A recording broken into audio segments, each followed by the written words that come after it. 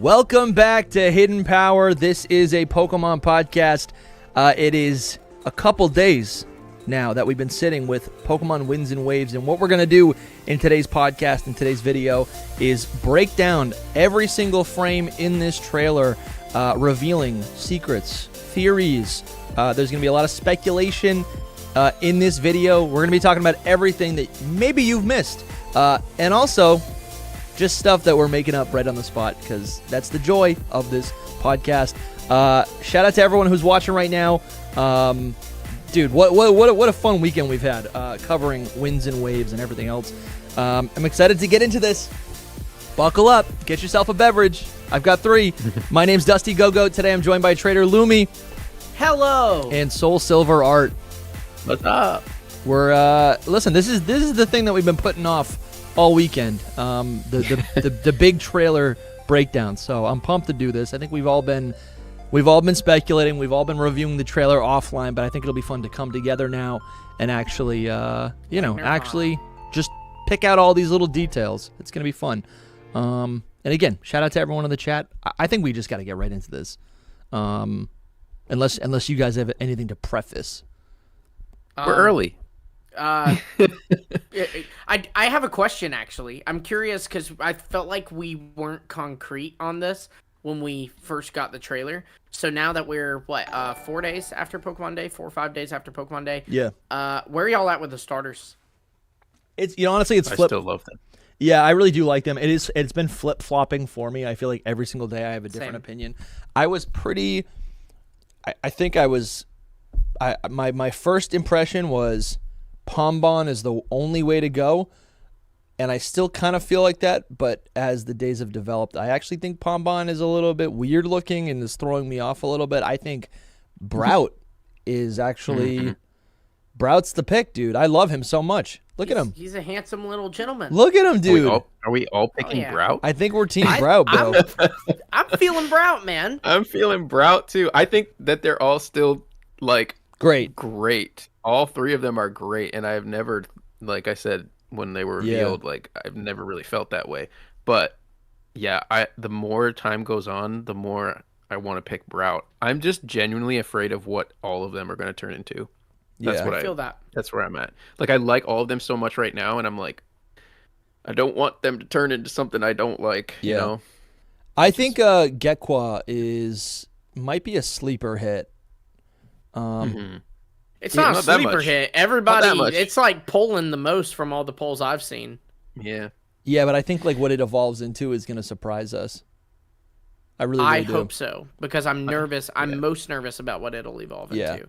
It's kind of giving me the most, it's going to be a human vibes. Yeah. I'm the most nervous about Brout, actually. Really? Tell me about it. Yeah, because I love it. I actually love him. I don't understand how I love him, but I do. I don't know if when we watch the trailer, when he's doing the little hopping thing, he's just adorable. And he's crazy looking. Yeah. But I saw this theory. I don't know if you guys saw it. I'm sure you've heard something about it, but anyway, it's this guy going off about how all 3 of these are going to be based on Japanese art forms, and he was giving all his reasons as to why. Gekwa, apparently the eyeliner looks like a geisha, so she's going to become a geisha. Pombon has the little tuft on the top of his head that looks like a paintbrush, so it's calligraphy, and then, which I like. And then Brout, he couldn't figure out, but he's it's sumo wrestling because of the stance that he's in, right? That's he looks like a sumo wrestler a little bit. He really does. And that just makes me just die inside. People love it, but I'm I don't want sumo Brout. If that happens, I will pick Pombon because our calligraphy is amazing. Yeah. But it's what do you think about when Pombon evolves? Okay, I saw that same video. I think it's kind of cool if I think those connections are pretty cool, and we've usually seen some sort of connection to tie all of the starters into a similar theme. They each fit a role of a specific theme. But what do you imagine Pombon to evolve into if it is calligraphy based? What does that even mean? You know? Yeah, I mean, it would be very Okami which I don't think you guys have played it, but it's one of my favorite games ever. But you use like a calligraphy brush to like do moves and stuff. I would imagine this would be like very calligraphy brush vibed. I don't know really. I don't know. Yeah, I don't know either. I think I think it could be kind of cool. Okay, let's get into this trailer because I think we're going to continue to talk about these starters. We got some super chats. Thank you guys for being here. We got Mr. Dolphin with the $5 super chat. They say, haven't been this excited for a game since Elden Ring and a new game since Brawl. I can't get enough content about the potential of this game. Well, buckle up. I think you are. Listen, you're a subscriber, so yeah. We got plenty of content coming. Thank you, man, for the support. And honestly, actually, I saw a theory. Someone was saying that maybe the Palafin and its two forms are potentially like the Pokemon that would kind of tease at what the new legendary Pokemon are going to look like, which would be kind of cool. You know, like one of them is more like a serpent, like you know, instead of swimming through the water, it's like swimming in the air. And then the other one, Palafin, is, or the other, what is it? Its Superman form is like a little more humanoid or like standing up. Yeah. I hadn't thought about like which Pokemon from Gen 9 could be. Yeah, there's always like and Soul, you had shared a graphic about this, but it's like a long-standing like Pokemon theory that it seems like there's always like two animals in the prior like game that will then directly line up with the animal inspiration of what the next generation's box legends are.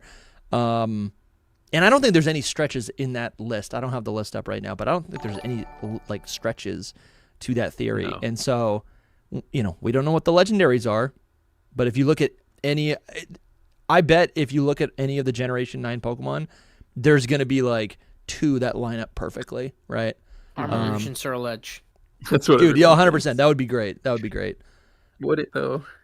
Yeah, it would be cool. They're not like exact like copies of them, you know. They're like No. Because like Lycanroc is said to be the one for Zacian and Zamazenta. Okay, well Zacian and Zamazenta don't look like Lycanroc. You know? No, but they are two wolves. Yeah. You know? But what I like about Cerulege and Armarouge being the hints or whatever at like the Generation 9 starters, what I like about that is that like they evolve from Charcadet with a set of armor. So I'm imagining like the two legendary Pokemon like basically being almost like inanimate objects or being like having some sort of tie to like a old spiritual artifact that like is granted life or something. Like that sounds kind of fun. I did a whole video on my second channel about that, but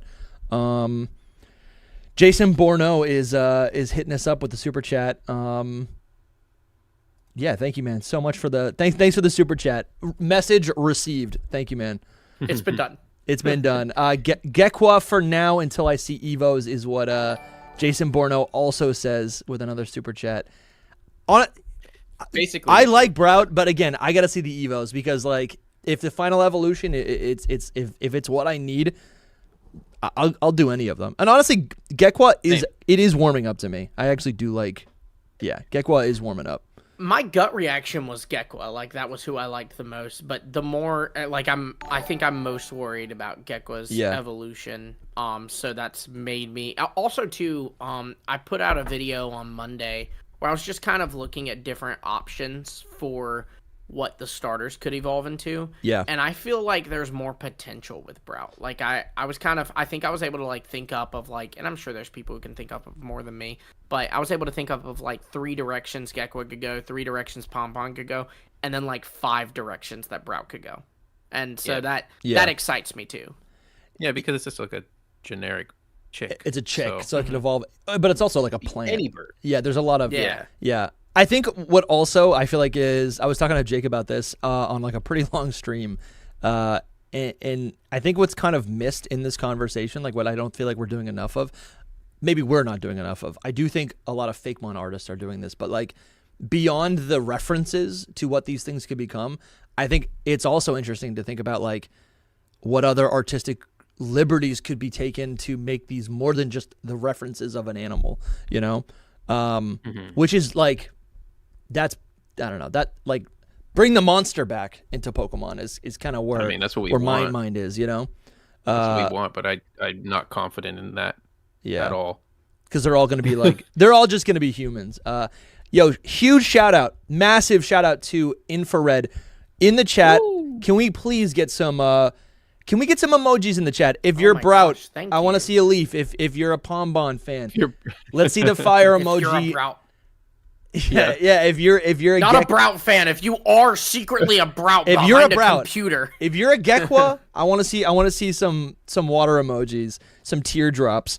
Thank you so much, Infrared, for being here and just thank you supporting this this community, this show. He says, I know peeps want the Pikas to be legendary in disguise, but I think they may be assistants running the resort, kind of like AZ Floette. You may be staying there or working there, hence your attire. I predict this is a fusion of Pokemon Legends Arceus and a mainline game.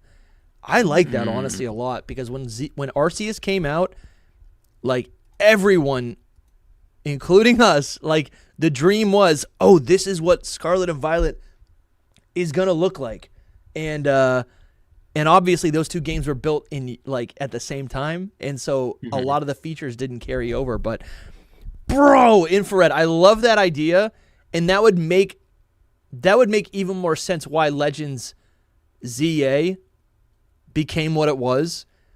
Because they wanted to make that game feel so much different from Winds and Waves in terms of the setting. And so, like, that way we didn't have 4 games in a row that are just, like, open world, you're in the wild. You know what I'm saying? Right. Because, like, ZA was originally going to be, like, a Johto game set in the past.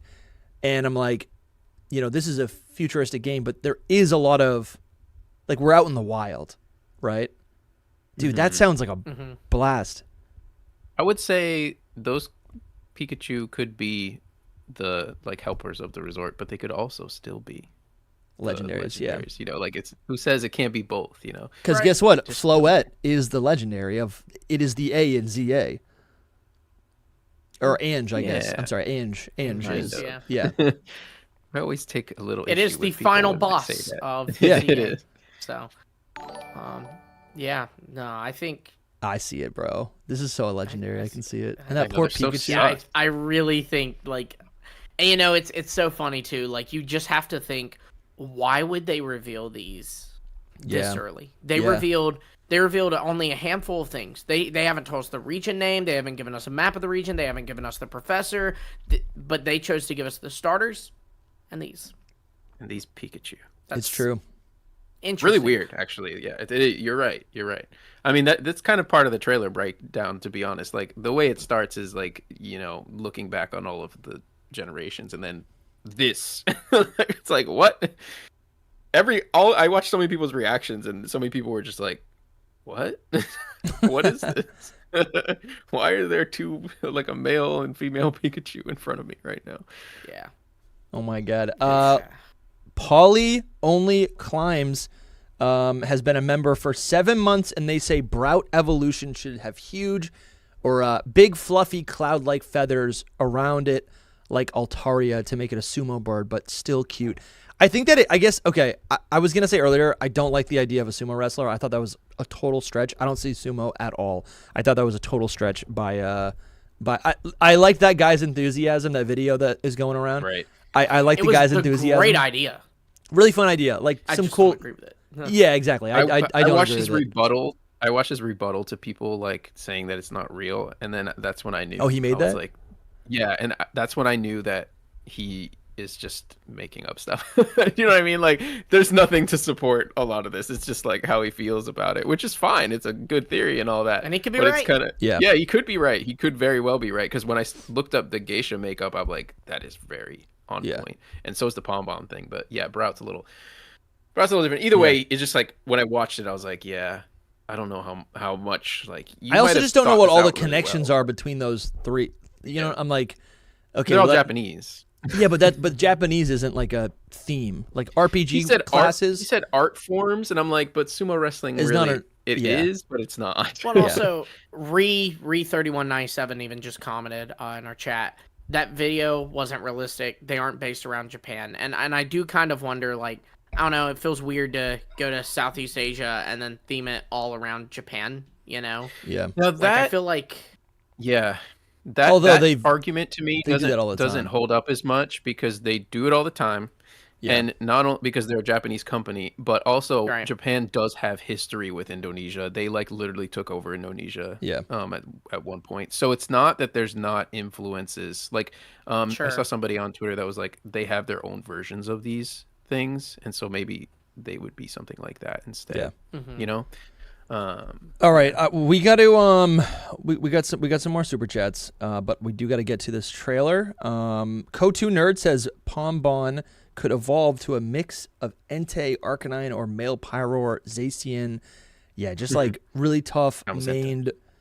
So sick, so sick. Face. Oh yeah, they said Zacian, but I think maybe they thought Zamazenta. That's true. Yeah, Zamazenta has like the mane. That's a good point. Yeah. Face. So just a big face. The face too big but growing. I didn't know it was a Pomeranian at first because the face. Yeah, it seems like I'm obsessed with the idea of this thing Pombon evolving into something that resembles a Pomeranian, or no. Now I'm getting confused. It is a Pomeranian. Okay, I'm sorry. Yes, it is a Pomeranian, but I'm obsessed with the idea of it evolving into a Mastiff.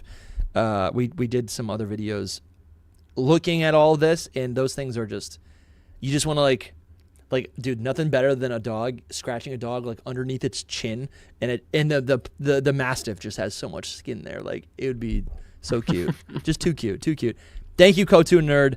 Hope you're having a great day. Thank you. Ball Guy Leaks is also in the chat supporting the Hype Cycle and supporting Hidden Power Podcast. Thank you, Ball Guy. He says, I know you guys will get to it during the breakdown, but the real-time volumetric clouds being rendered are really a joy to look at. Ooh, something that couldn't be done on Switch 1 without heavily affecting performance budget. Interesting. So, nice. Yeah, we'll definitely get to that. Thank you so much, Ball Guy, for the I'm support. Excited to look at some clouds, man. Yeah, dude. I'm just gonna, dude. This is Lumi's region.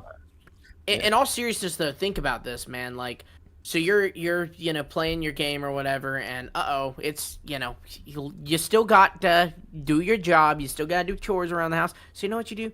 You dock your Switch and you just have those clouds going, and you're doing the dishes, you're cooking food, whatever it is. But right there on the TV, you're just looking at the clouds. Dude, I just want at the beginning of this trailer, before the music, it's like 10 seconds of just like ambience, bro. Bliss. Oh my god! Have you seen? There's a YouTube channel who does this. Yes. For Pokemon games, he has like an ambience trailer, and he'll do it with the music and without the music. Yeah. It's actually very cool. I mean, did I tell you guys? I gotta show you guys this now. Let's see. I actually made one of those as a just kind of like a passion project. It was here. I gotta show you now. You brought it up, and I took inspiration from that, and I made one of these on my second channel on Headcanon Studio right here. This is where I put all my like game concepts, but I made one of these. Yo, dude, it's just Zelda music, and it's this scene. Like a chill one. Oh, yeah. It's so chill. That's cool. Oh, dude, it's for fun because I watch these videos like when I'm doing stuff around the house. But anyways, I had to make one of these. I love those videos. Yeah, it's Zelda music, but it's like it's original. It's like original animation. That's actually really cool. Yeah. Can I be real with you? I want to make more of those. That's cooler than any trailer you've done. Not because your trailer. Okay. Because that is so cool. Come on, I love dude. that. How is that cooler than any trailers? That's the kind of. Because that is what I love. That is what I want to listen to and watch. You know. Love it. All right, let's see. Gendy Pharaohs says they've been a member, dude, for 19 months. Insane. You guys are the goats. Says thoughts on Pokopia, now the highest rated Pokemon game ever. Game Freak feeling the temperature. Will the success of Pokopia inspire the devs to do more? Yeah, I know. I think it's crazy. I think it's a matter of like game concept, and then probably, I have no idea, but probably the thing that's different about this is that Game Freak is working with someone else, right? Mm-hmm. That's the thing. Yeah. And I'm like, honestly, come on, Game Freak, work with some other people. Like, it's okay. You don't need to have all the answers. They're it's like, it's good. Work with other people. It's good. Dude, I want voice acting so bad. We're talking about voice acting in the chat right now. I want the voice acting. And then we have ETCG with a $10 super chat. Thank you so much. They say, I'm so hurt about the release date. Just please do 2 things for me. Bring back a genuinely evil team like Team Rocket and keep the starters quadruped, please. I actually think that the starters will stay quadruped, like the ones that already are. Maybe Gekkoa goes up, but I don't. But Gekkoa is kind of already standing on 2 legs too. Let's so see. It's like, I think they're going to stay how they are, personally. I think Brout is going to be quadruped. I think it'll be just like a puff. It's going to get big. You think Brout is going to grow 2 more legs? I think, I really think it could, dude. It's going to be like stop. Or yeah. Brout's going to stay bipedal, and then, dude, Pombon. He's going to stay a dog. I don't know, dude. I hope so. They just did Okidogi, and yes. they always make them stand up, so it's like they know people don't want them to. I don't. Yeah, we'll see. I was saying that in Gen 7. I'm just saying what sets him apart, Engine you know? 8, What's going to set him apart? I agree. That's the thing. If it's bipedal and it's a good design, we're to good. Stand up, I feel like it'd be Gekkoa, because Gekkoa's already kind of switching between the 2. So, I think that's what she'll do, switch between the 2. I don't think it'll be like one way or the other. I think Pombon is gonna stay on all 4s. Kane says, "Why do people want quads?" And I think it's because like quadruped Pokemon, and I think it's because I think it's a matter of like how the Pokemon starts out, because there are Pokemon like Lucario, which evolves from Riolu, and both of them are standing upright. So it's like when you catch the Pokemon, the evolution is just it's an enhanced version of that thing.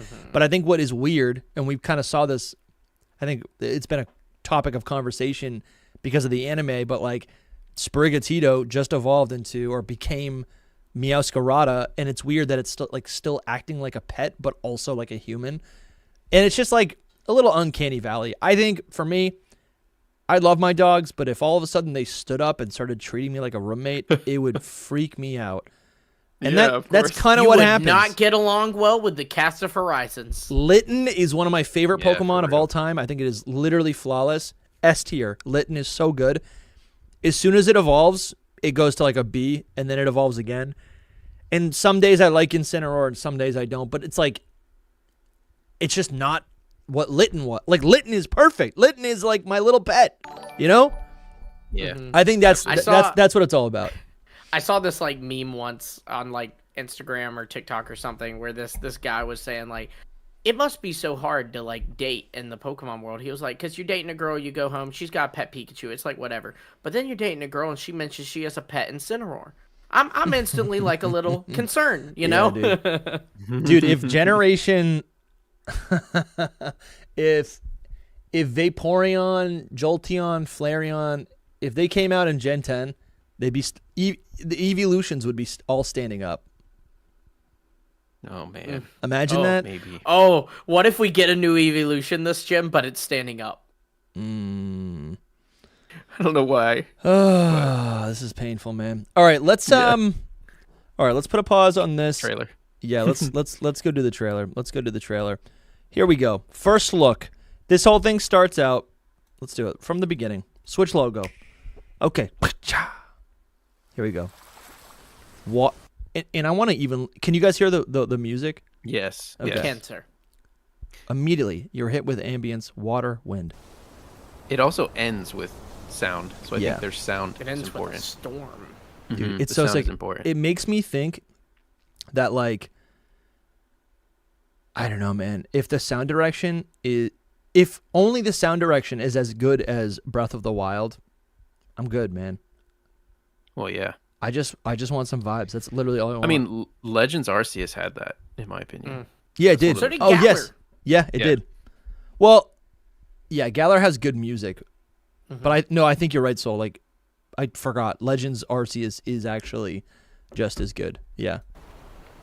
All right, so the first thing we see, and I guess, I don't know how relevant this is. I really don't know. First thing we see, we're in the room. I think this table is literally in the it's got to be in the region that we're going to, but it's like a drawing. Oh yeah, to me these are the huts that we see later on that are on the water. You know, like the resort huts. Yeah.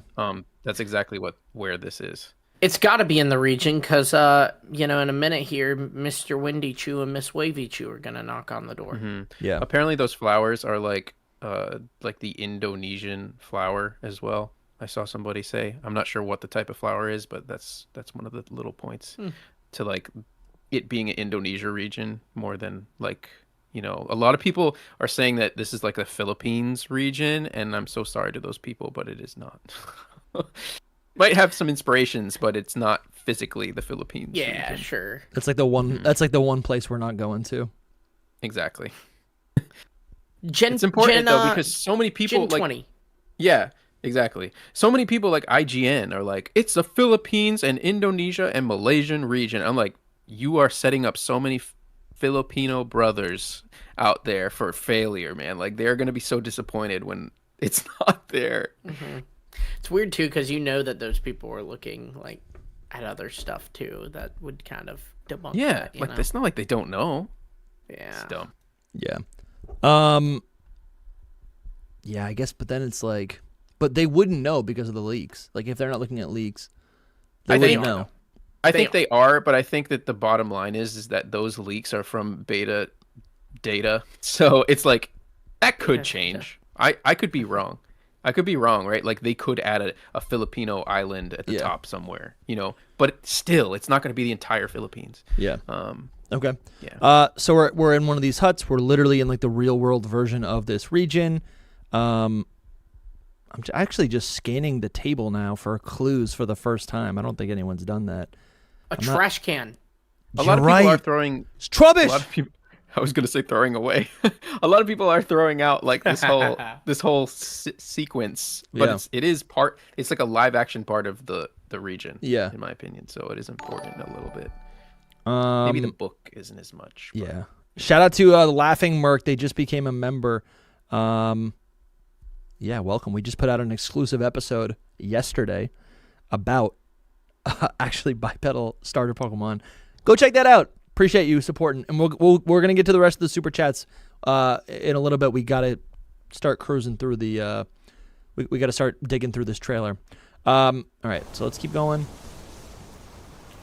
All right, we see a picture. Racer. We see a picture. I do think that this whole thing is just a tribute to all the generations that came before. You got Viridian Forest, Ecruteak, you know. There's Umbreon and Espeon. Beautiful. I guess New Evolution. The amount of people that were like, "Is this Legends Johto?" at this moment. Let's see. Oh, bro, this is so sick. As soon as I saw Hoenn, I said, "Oh." I think the Swablu up top is a doll. I think that's the Swablu doll that you get for your secret bases. Doesn't it kind of look like that? Yeah, and it's interesting to see, like, whenever they do things like this, you kind of see what Game Freak thinks of when they think of these regions. Yes. You know? Yeah. So, like, when they think Hoenn, they think of this route, which I'd agree, this is probably the most iconic route in Hoenn. I forget the exact number. Yeah. They think of the whole Kecleon gimmick where, like, it would be hiding, and they think of the secret bases, Pokeblocks, because that associates with contests. They think of the bike, because you could switch between two bikes. Yep. That's wild. Why didn't we do that for Johto? Johto, they just think Ecruteak, and fair enough, man. No, but they think the fall. It was like all of the fall colors, and then obviously day and night with Umbreon, Evolutions. And Espeon. Yeah. And it's Japanese coded like Kyoto, you know. So that's and Pikachu's in every single one of these shots. Like this is like memory lane for Pikachu. Yeah, I think the idea is like it's supposed to be like this is your Pikachu and these are y'all's adventures together. Kind of like, was it? I get the two mixed up, but it was either Evolutions or Generations. There was like a little short where it was Pikachu going through like all the different regions. Like he was battling a Regigigas at Snow Point Temple, fighting a Volcarona in the ruins in Unova and stuff like that. One of those. Wait. People are just like launching numbers in the chat. Did I miss something? Ron, shout out to you, Ron. Hope you're having a good day. He says 120. And then Jason Borno says 67. I have no idea what we're talking about. Well, Ron said 120 because I asked what route this was. And then Jason Borno said 67 because memes. Got it. No, but we're saying numbers. I'm hoping we get over 150 new Pokemon, but that probably won't happen. And then got it. Shouting some numbers. Oh. 151, guys. 151. Oh, I assumed True Green was saying 120 because I said I don't remember what route this was. Maybe. All right, let's keep going. We got the Pokeblocks. I think 151. Now we're in Sinnoh. I never want to see a Starly ever again, but I do like to see the snowy route. I do like that the snowy routes in Sinnoh is representative of like the region. That is honestly the best part of Sinnoh for me. It feels so specific. Those snowy routes. Yeah. Again, Hokkaido, where it's based off of, is like the coldest place, obviously, in Japan. So that's like their cold area. Nice. Their snowy area. Get some Snovers there, Mount Coronet. Now we're back in Unova. The seasons, America? The bridges. It's America. New York bridges. When I was in New York, I kept wondering, I'm like, it's kind of a missed opportunity to not be able to, like, in Unova, go underneath the bridges. I'm like, I feel like I spent all my time on, like, underneath the bridges, if anything. You can on the cruise ship, if that helps.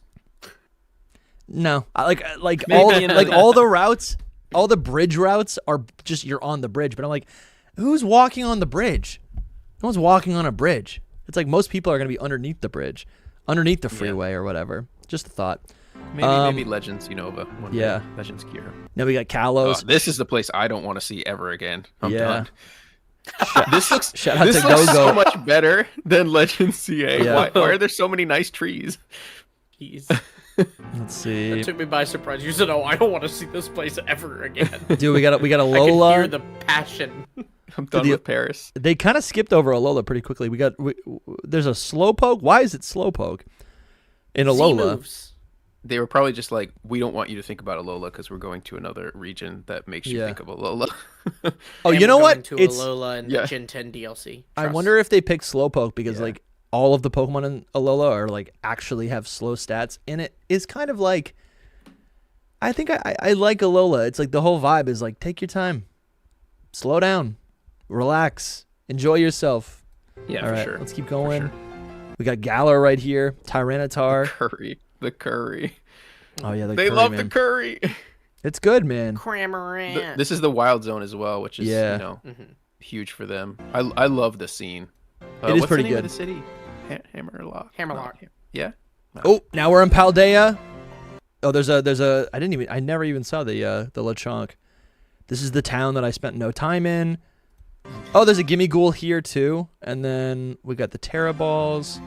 Oh, there's some great art, by the way, of all of this. This is what's important. Wait, Lumi, I never noticed this, but there's Wattrel up here. Oh, nice. Yeah, because it's peak.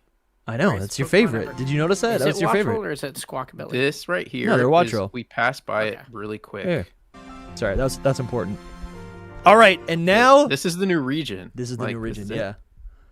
We got Pikachu looking out at the new region, at the waves. Dude, I'm so pumped, man. You know what I was thinking about? We got Fire Red, we got Leaf Green, we got Waves, and we got Winds. That is Earth, Wind, Water, Fire. It's kind of perfect. Just saying. And then this is the Pikachu. This Pikachu looks crazy. So fuzzy. Yeah, I'm not a fan. No, it's cute. It really no, looks it's like an animal. good.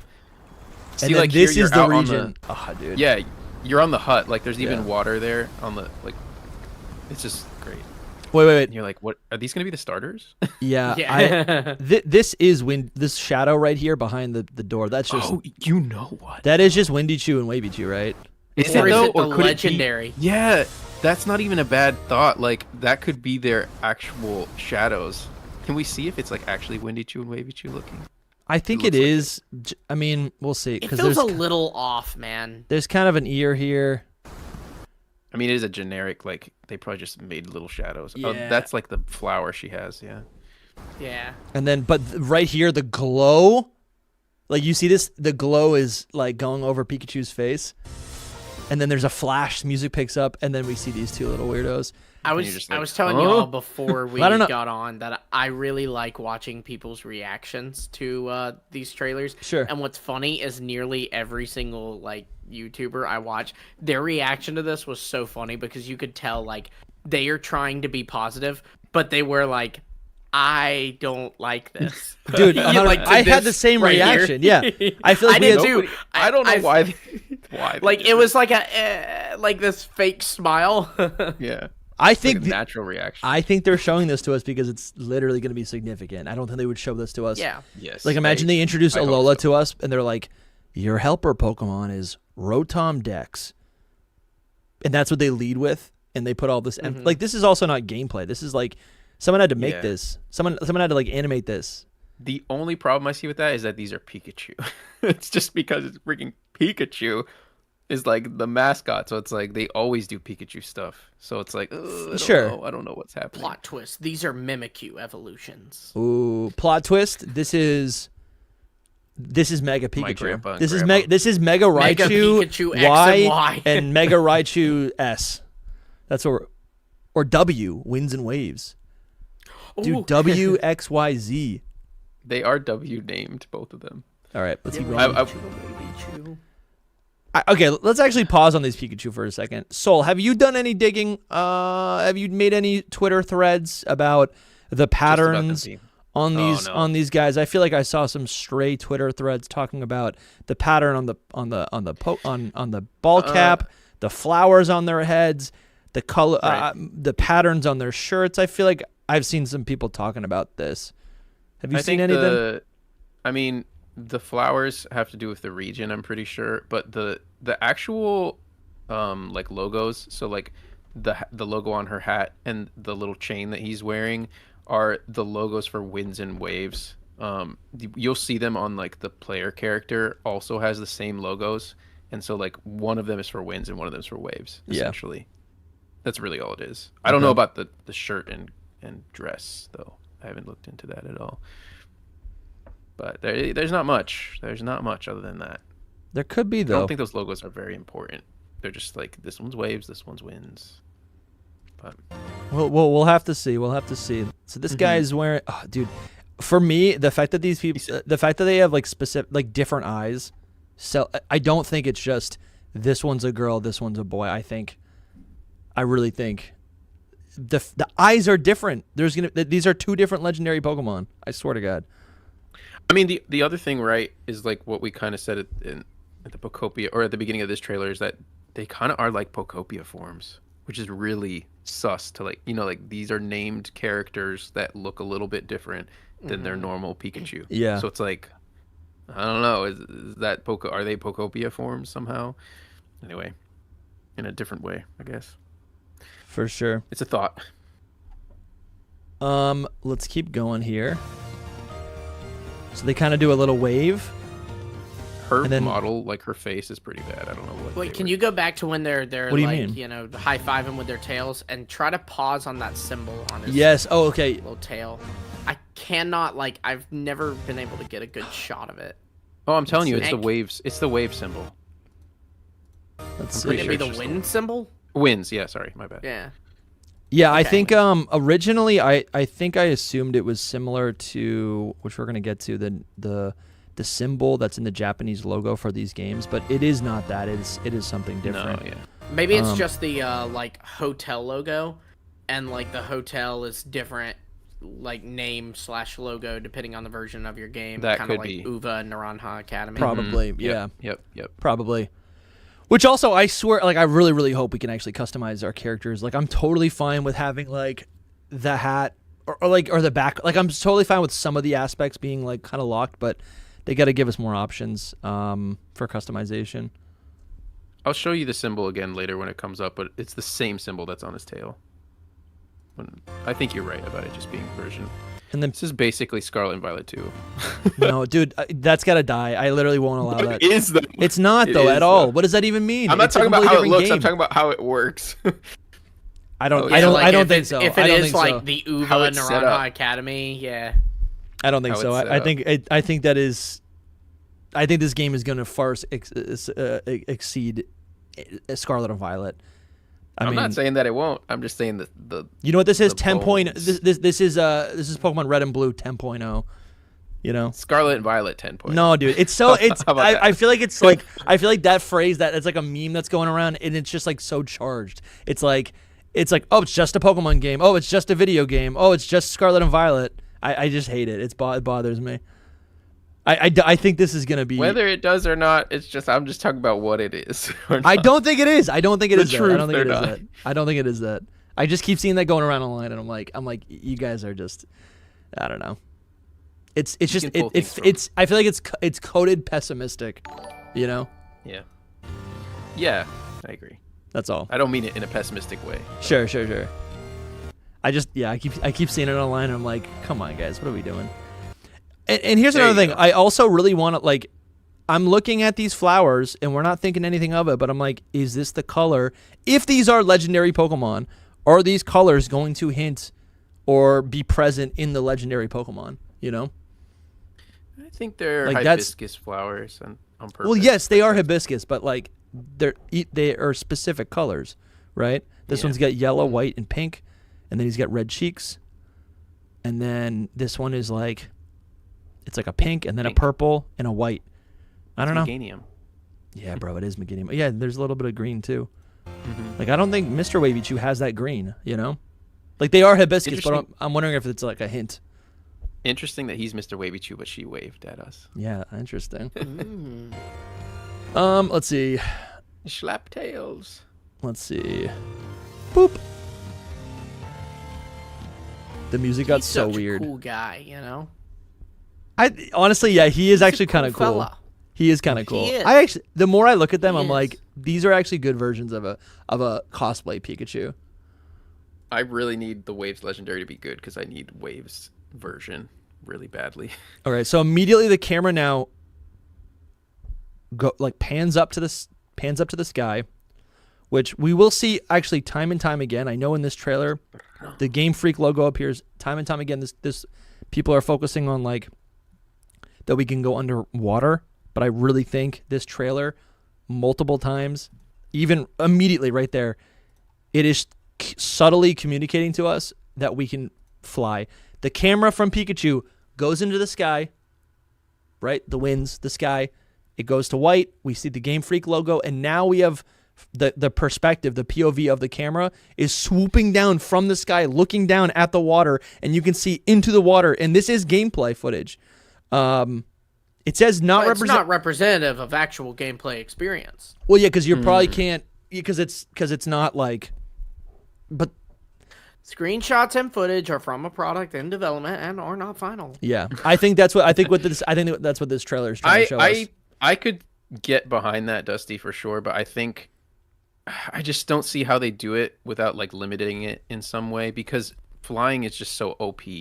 Like you can just, I don't know, maybe though you can just go anywhere, which is fine, I guess. It's just like you can go anywhere. Right. Yeah, if it's open world, you already can. You know what I mean? Yeah, but it kind of like defeats like any, like I'm trying to explore. You could just fly across the island and get to where you need to go. But I think but the two options are you can like go underwater or you can soar above the island. I think those are two personalities, right? Every Pokemon game, you have a decision. Do you want to go in the past? Do you want to go in the future, right? Are you more defensive or are you more offensive? That's Sword and Shield, right? If it's night or day, sun and moon. This one is how do you want to travel? Do you want to go nitty gritty? Do you want to see what's already here? Do you want to see the unexplored mysteries of the world underwater?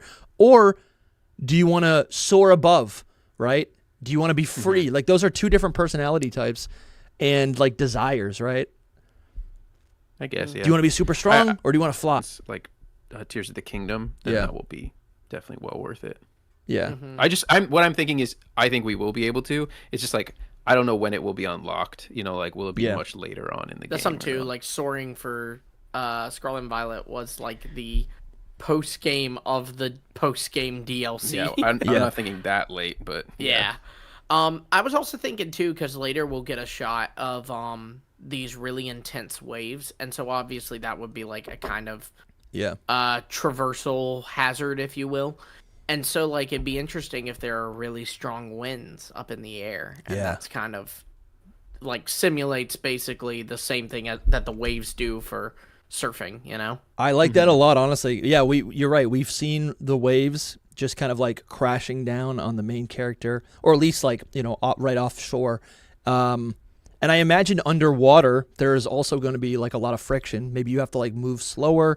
There are a lot of like Pokemon. Maybe there's just like more wild battles.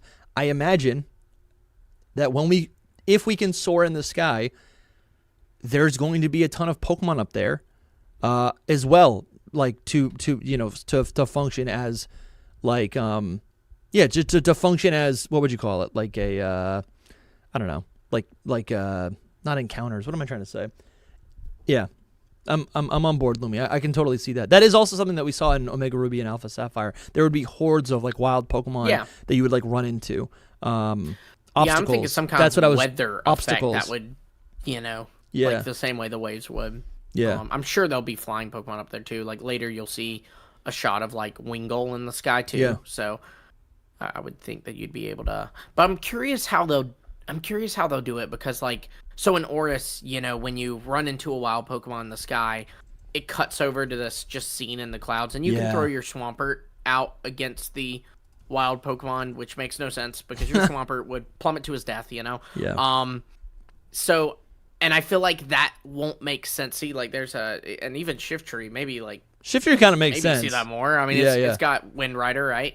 But I'm wondering in this game how that would work because battles are probably, since they were in Scarlet and Violet, seamless. So I wonder if it will like force you have to use a Pokemon that can fly, or because that's a mechanic in the game too. I think that's important to note is that in Scarlet and Violet there are Pokemon that can swim and there are Pokemon that can fly and there are Pokemon that can't do either. So I don't know. It's just I wonder if that's all built up towards something. Yeah, I don't know. 100%.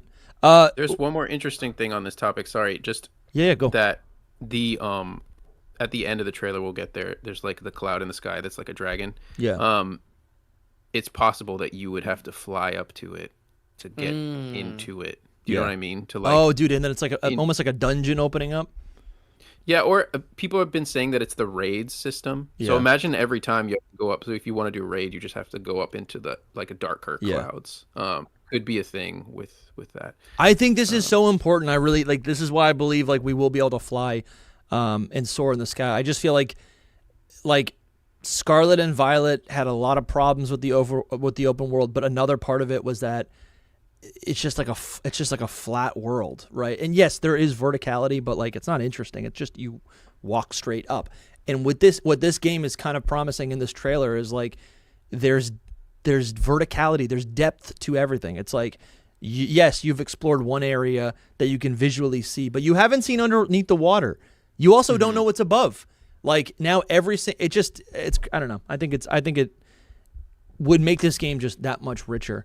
And we also, I just to bring up a couple things. AJ in the chat said, where is it? He said it's this footage is in engine, but it's not actual gameplay. So I still think it is indicative of kind of like, what we're gonna be seeing. Like this is actual gameplay footage, or I guess there's definitely actual gameplay. Yeah, there's definitely actual gameplay in this whole thing as well. And I think also like for me, what also signals that like this is intentionally trying to tell us that we'll be able to travel in the air. It's the fact that you can like see through the water and you can see the depth of what is in the water. So as you're flying, you can look down and intuitively know, oh, that's somewhere that I want to go, and then you can swoop down, and now you're exploring the depths. Like there's function there. In the same way that like when you're on the ground or in the water surfing, you can look up, see a cloud and go, okay, here I go. And then you soar all the way up to do like a raid battle or something. Like I feel like because you could see into the water, it just feels that much more intentional. Mm-hmm. Which is so cool, dude. I mean, like Lumi, I've never really been like an ocean person. Like truthfully, if we got to be honest, like that's like one of my biggest fears. I kind of hate the ocean. I hate the ocean, but I'm warming up to you to this concept for real. To me, did you hate me before this? No, I didn't hate you. Winds and waves. You're the representation of the ocean. I've been fearful of you. I am Poseidon. Yeah. All right, let's hit some of these super chats just so we don't get too far behind. You guys have been great. Jason Borno says, Gen 10 will finally beat Red and Blue. 31 million sales, dude, insane. I will say on that. Yeah, I was talking to Jake about it, and what he kind of put it in my mind. And the Switch 2, it is selling fast, but what if it's like it still doesn't have the same install base as the amount of people who have like a Switch 1. So if they wait until after the holiday cycle, right? A whole nother holiday season of like people picking up Switch 2s. Now when they drop this new Pokemon game, it's like they're going to just have that much more of an advantage, a leg up. in I guess the amount of sales that they can get, and I then did the thought exercise of what would happen if let's say Switch 2 comes out and maybe it a little bit underperforms that first week, like first week sales aren't that great. That could start a whole like chain of events where, okay, there's reporting of, okay, it's a little underselling. Now people are saying, well, it's a little, here's some nitpicks. I guess it's not going to be that good. Pokemon is losing its grip. Now people are not buying it for the holiday season.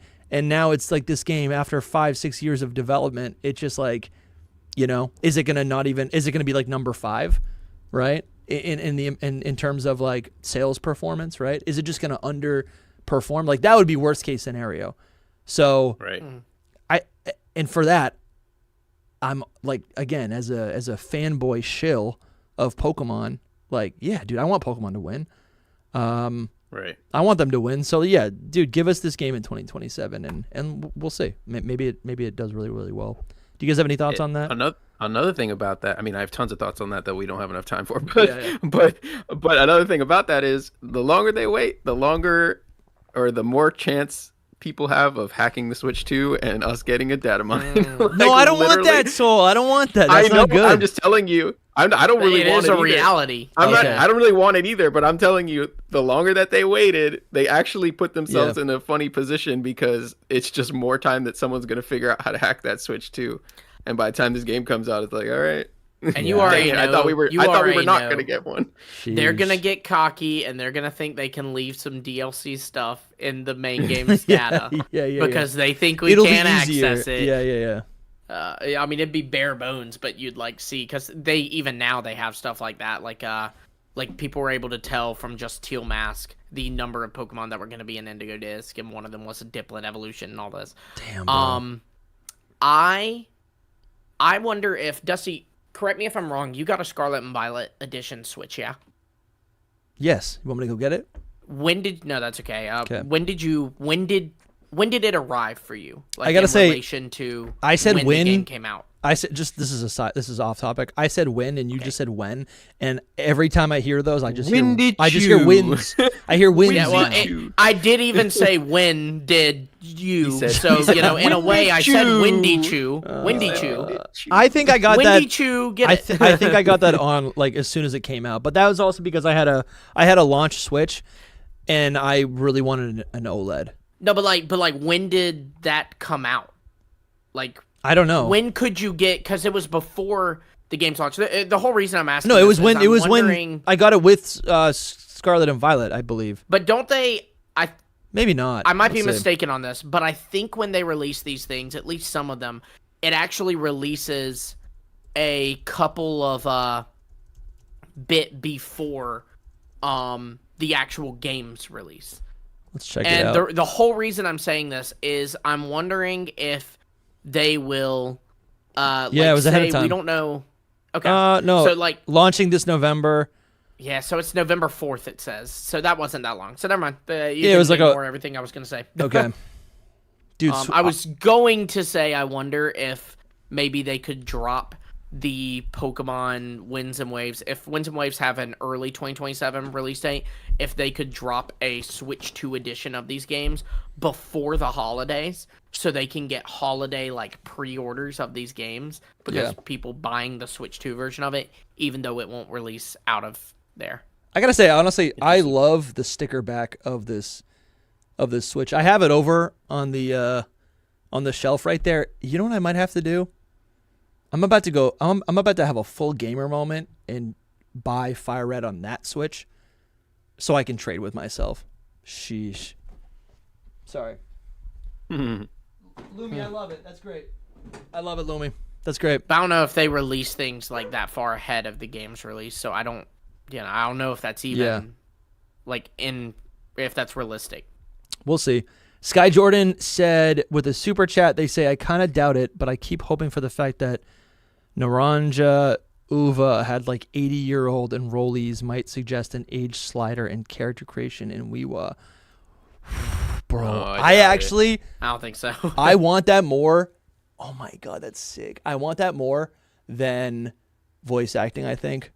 To make my character a 30-year-old man with a patchy beard. Come on, that's sick, dude, with a little pot belly. That's me. That's me. Yeah, it just gets weird when all the other characters are young and you're old. It's like when your best friend is also like a 12-year-old kid from the town. It's just like, your rival. Yeah, but they could just, but they can 40. Make it. This is your best friend growing up. Like, yeah, that's actually that's true. But they could do something where it's like, maybe it's not your best friend growing up. Maybe it's just someone you meet and they're kind of like. I don't know. They can make someone who's like, they can make someone. Even still, like the lines are always like you meet Nimona very early on in Scarlet and Violet. Like you're kind of meeting her for the first time. Yeah. And like by the end of the game, she's like, oh, you're my really good friend, and we're super close and all this. And it's just, I don't know. It definitely would feel a little bit weirder if, as you described, it was a guy. The character is a dude with a beard. He's got like a gray hair and all this. A cane. But I look at these Pokemon games, and my ideal Pokemon game does include beyond trainer classes and like class system. It also includes. I mean, I don't know. Yeah, character customization. I guess it's not. I guess maybe the age doesn't really matter, but like there are, and they've gotten better with the customization. But I don't know. I think if this is, and then they got worse. If this is going to be like if Winds and Waves is going to be the Pokemon game for the next 5 years, we just talked about this on Secret Power, which will be out on Monday. But like, yeah, if this is going to be the game, the open worlds, the elite, the premium Pokemon game that's going to last the next 5 years with like DLC and whatever. It's like I do want my character to look like me, which okay, hilarious. A white guy saying that. Like, but you know what I'm saying? Like there's other things. Like when I'm playing any other RPG, it's not just I don't know. It's like I think there's a lot of ways to customize yourself. And listen, I'm not trying to make myself look exactly like me. I want my character to look a little bit cooler than what I look like. But I'd like a little bit of a beard. That would be kind of cool. I feel like that would be better suited though for something like Champions or something like an MMO. Yeah, I agree. Lumi's so nervous anytime he says MMO. I just saw that. He said MMO, like MMO, is it and then I go like crap. Oh my god! All right, it's true. But no, I agree with you. Yeah, it's like it's not the. I'm not saying. Listen, I'm not saying it's the end of the world. I'm just saying like, if this is gonna be the end all be all like Pokemon game for the next 5 years that has like multiple DLCs and is long standing, I would like to have some additional character customization beyond like why am I a 10-year-old boy? Maybe it doesn't matter, but I want to be as old as Link. Right.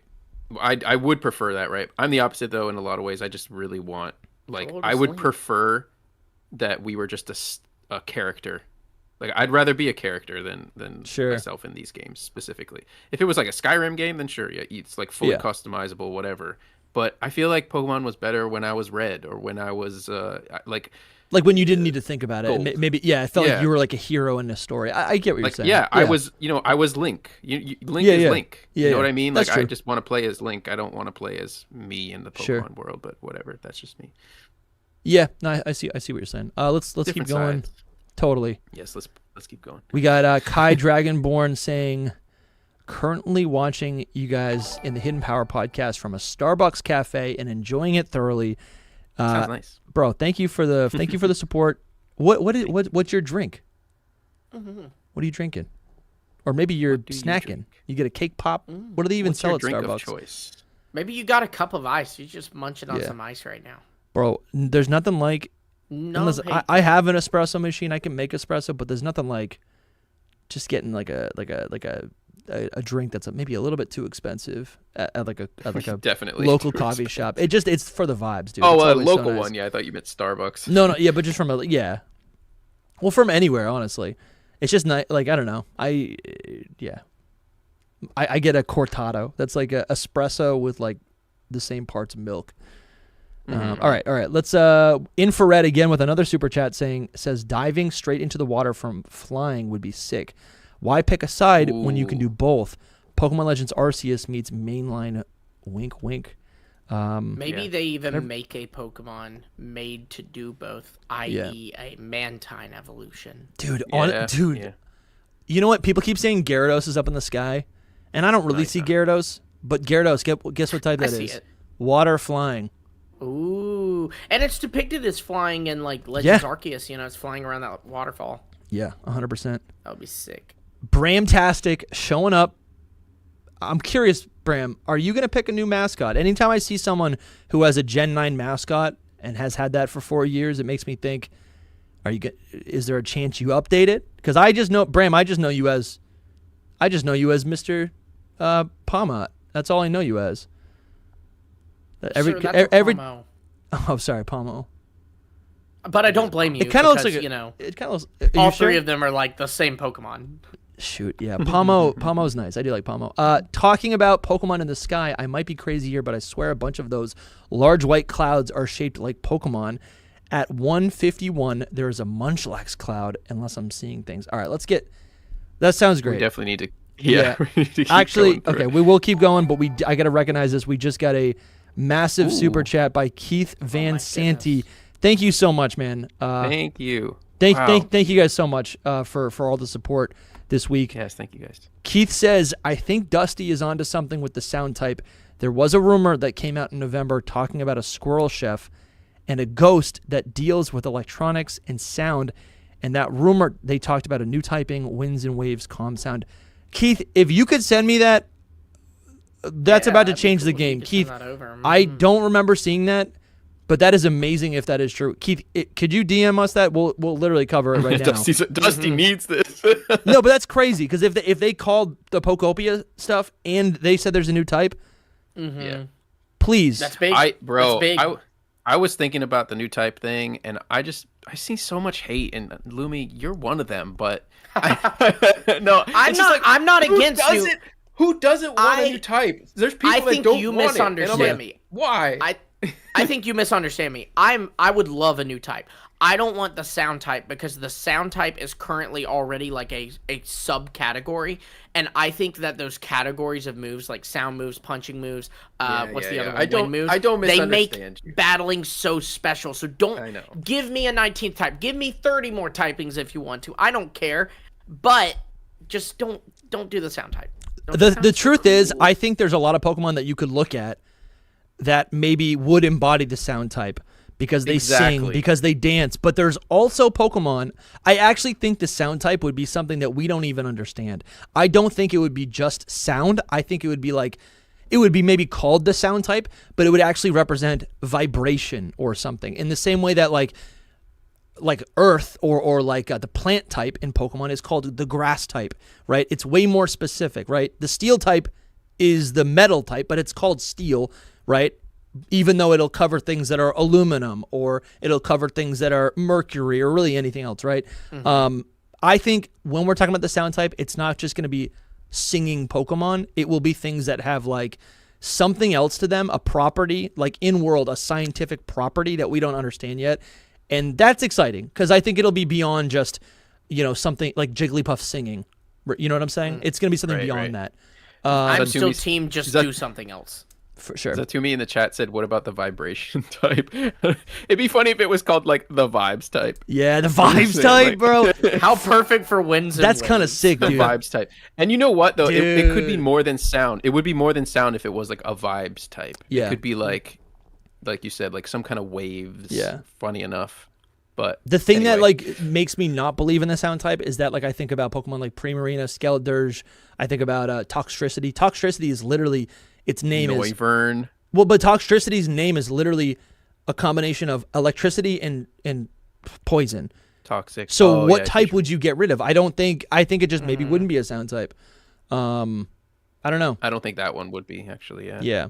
So I don't have sound type elements. It's a little tricky, but then you have Pokemon like Exploud, and I'm like, I'm sorry, but that should have always been a. Yeah, but I don't know. That's a conversation for another day. But thank you for the super chat. Whole episode. Keith, please send that to us. Let us know when you've sent it. If you've sent it, I literally will. We got to cover that. That's awesome, bro. Thank you so much. And we'll keep getting to these super chats. NMT Arts, thank you. They say, yes, vibration. He gets it. Dude, the vibes type is hilarious. All right, let's get back to this. All right, so the camera is swooping down now. Dude, I love this game. It looks so pretty.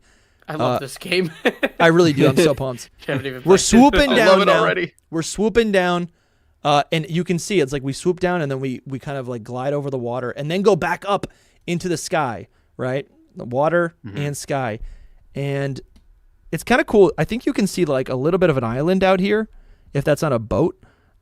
There's over here. There's more on the left too. Yep. There's a little island right here. There's like a little coral reef that we just passed. There's more islands off to the left. I love the like draw distance of like the other big islands in the back. That's way cool. I didn't even notice because this passes so quick. And the first thing you see is like the trees where your mouse is, and the tree thing there, that whole like ridge line does remind me so much of Scarlet and Violet. It's scared. I think even when you watch people's reaction, they're like, "Whoa, this looks good," and then it gets to this part, and you're like, "Oh," because it is a little wonky there, but it's not the footage isn't final. It's far away. I mean, it's a year out, And honestly, something to remember too. Also, it's so far away, it doesn't matter. Yeah, it's far away. This footage wouldn't even be from February, probably. Like this was made in likely be like December even. Exactly. This was made in like December or November. Yeah. So, but I love the islands in the background, just being like, oh, there's stuff in the distance that I can go to. Has anyone taken this and like mapped it to maybe where on the leaked map it would line up with? Someone did with I think I saw it on Reddit. Someone did with another shot of the trailer, where it's showing that big, like central building, what seems to be the Prism Tower of the games. Sure, dude. That is pretty sick. Just we got these different islands. There's verticality, and you'll be able to like go on that ridge, to collect certain Pokemon. Yeah, it's like, what are these islands out here? It's also the sense of scale, right? Like, think about how tiny your character's going to be, and look at just all the places you can see. Like, that's huge, Yeah. Zatumi says, would energy type work for vibration frequency, waves, sound, etc.? That's kind of cool. Energy type. Maybe a little bit confusing with the language because there's like there's energies in the TCG, but that's cool. Right. All right, let's keep going. And you can see actually one of the little Pokemon centers over here with this little Pokemon balloon. I think that's like a Pokemon center. So again, it's pointing to the sky. I think that's telling us something. That's winds, waves. And now we see this, now basically watchtowers. We have watchtowers, but this is what's it called? Windmill. Thank you. I think this it's like a wooden windmill. Yeah, we have like the old style windmill here, and then later on we have like a new one. So there is like this theming of like old and new, like older stuff. Okay. Yeah, the name of the games were originally Pokemon Old and Pokemon New. And I mean, we know the themings from the. Yeah. I know you're joking, but that, we know the themings from the leaks, and it's like passing on old stuff to the younger generation. Yeah. Legacy. Yeah, so it's just like, this is showing how the winds were captured of old. It is winds based as well. Winds and waves. I'm looking at. I'm trying to find some details. I'm trying to find some details like in the brush, but I'm not really seeing much. But I will say that like there do seem to be like true routes. You can kind of see off to the left. Like this, we're going up a mountain. Actually, pause. Yeah, that's cool. Actually, pause. I was gonna say this. It kind of looks like we're going up a mountain, which is cool. And there's like there's different pathways you can go, but obviously you could probably go off the path because there's probably gonna be jumping and such. Right. Well, maybe not. I don't know. Would there be jumping? I've never actually seen jumping in a Pokemon game. I mean, you can jump on Koraidon if that counts. Yeah, that's true. But you can go off the path, I'm sure. It's just that Scarlet and Violet was like this, though, where there was like a path. There was paths on a lot of routes, but then you could go off it. This one looks a little bit more like a labyrinth because of like the rock formations in between, which does make the landmass a little bit more dynamic. Something that we're going to see later, and I'm trying to figure out if this is an instance of this, but there have been a lot of shots in this trailer where the camera is skewed, and I believe usually that's used in film to kind of like show that you're like to kind of show like uneasy, and to communicate something that's like uneasy or like kind of like an unsettling feeling. And I'm not really getting that from this trailer, but in a lot of shots, again, all I've been seeing is like tilted landscapes. And I don't really know if... I'm trying to figure out if this is one of those because the windmill is not tilted. The windmill more or less looks. I mean, it's a little tilted, but it more or less looks pretty straight up. There's a turtle in the sky. Wait, don't play, because I've got something I want to point out. Oh yeah, go. So I am thinking the sky. On the left, it looks like a hatena to me. The left cloud. Your mouse is right under it. Looks like a hatena. Oh, I thought it looked like a turtle. Cute. And then to the right, I can see the turtle too. To the right, it's chicken? like the old Pidgey sprite. Dude, imagine every cloud like the overworld, Dude, like Flappy Bird. Sprite. Oh, I didn't even know what people meant. Like I couldn't visualize what people meant when they said that the clouds are going to be raids, but I see it. Every single cloud. What if every single cloud is a raid battle and you go and even just regular Pokemon. That's now, so much fun. You know, gotta address the elephant in the room. That information does come from Centro, who is notoriously wrong. I know. I need to like look into that. I took a screenshot of that and I was like, I need to verify this. But I mostly just mean as like an idea. I'm not saying like that is confirmed. I'm just like that is. I could see that happening. That's fun.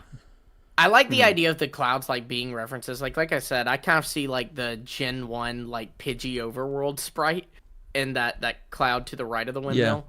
And I like the idea of like, you know, occasionally there'll be a cloud that looks like something from another game or whatever.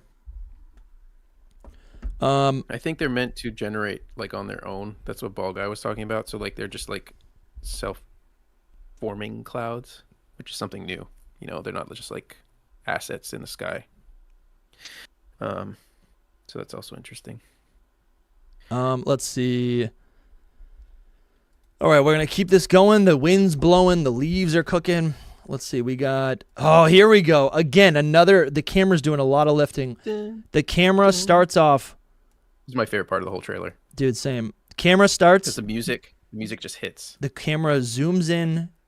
First goes Pokemon underneath Tropius and points to the sky as Tropius is looking really big. Again, flying type Pokemon of the jungle. I think we're going to be able to go to this. This is another example of like them communicating that like you got to look up. There's verticality to this. And then Gloom's running off. Gloom is running off screen. I think this specific scene also it's the first scene that we see with Pokemon in it. And it's Gloom and Tropius. I think that it's telling us that this is an Indonesia region again, because both of those things, the bananas are from Indonesia, the area, Malay archipelago, right? Or Malay. And Gloom's plant is specifically from this region as well. So it's just like, this is where we are.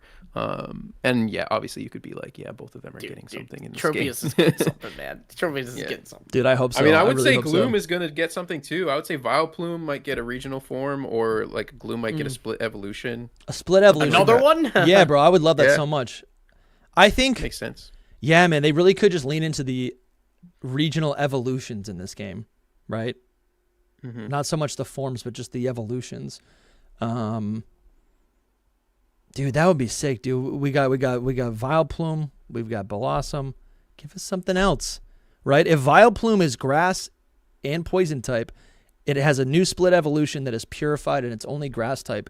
Could Gloom evolve to become a third type of evolution that is only poison type? Nah, bro, Ghost. You want Ghost? No, it could be. Flower, it could be. man. That's a good. I like your theory a lot, but I was thinking the Ghost because the flower that it is like smells like death all the time. Like it literally smells like a dead carcass. To smell like a carcass. Yeah, so it's just like, bro, he's literally gonna be a ghost. I like the idea of dark type. Because that also, that could. Karen in the Johto Elite Four uses a Vileplume, and I think that would be like a fun way to like retroactively make it make sense, you know? That is fun. No, 100%. Yeah, Karen is a dark type trainer in Johto, and that, yeah, dude, I like that. That would add like a little tie there. Yeah. You know what I didn't realize is there's literally a banana tree behind Tropius. That's a banana tree. Like I know what a banana tree looks like. Yeah. It's funny actually. We covered this a couple months ago, but like in Tropius's Dex entry, it talks about how Tropius only developed bananas underneath its chin because that is its favorite type of fruit. And yeah, if there's a banana tree behind it, Tropius is eating the bananas. It develops the banana under its chin.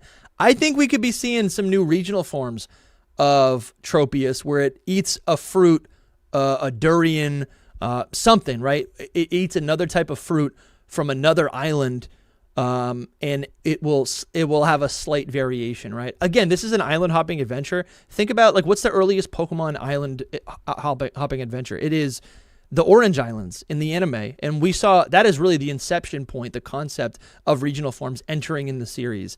I think we could see. I really do think we're going to see a lot of different Pokemon getting new regional forms, potentially based on like where you find it in the region. I really want that to happen so bad. Mm-hmm. Fair enough.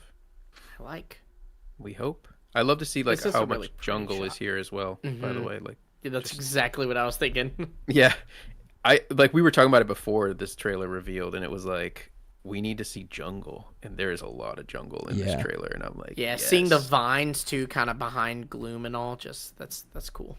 Oh, one thing I saw was people saying that it actually looks like the concept of this region that we saw in the Terra League. You know, where it's like Nimona standing there in the jungle. Yeah, good point. Good point. It looks like it. For once, it actually is as close as we could possibly get to that. You know, and still got room. It's still got room. Yeah. Let's keep going. That is a good pickup with the banana tree behind Tropius. There's also like this really big tree behind it as well. You see that? Mm-hmm. I think that's a tree in the distance. I think so. Yeah. And there's like light because you can even see like through. a branch coming off it up to the left. Yeah. Holy cow, dude.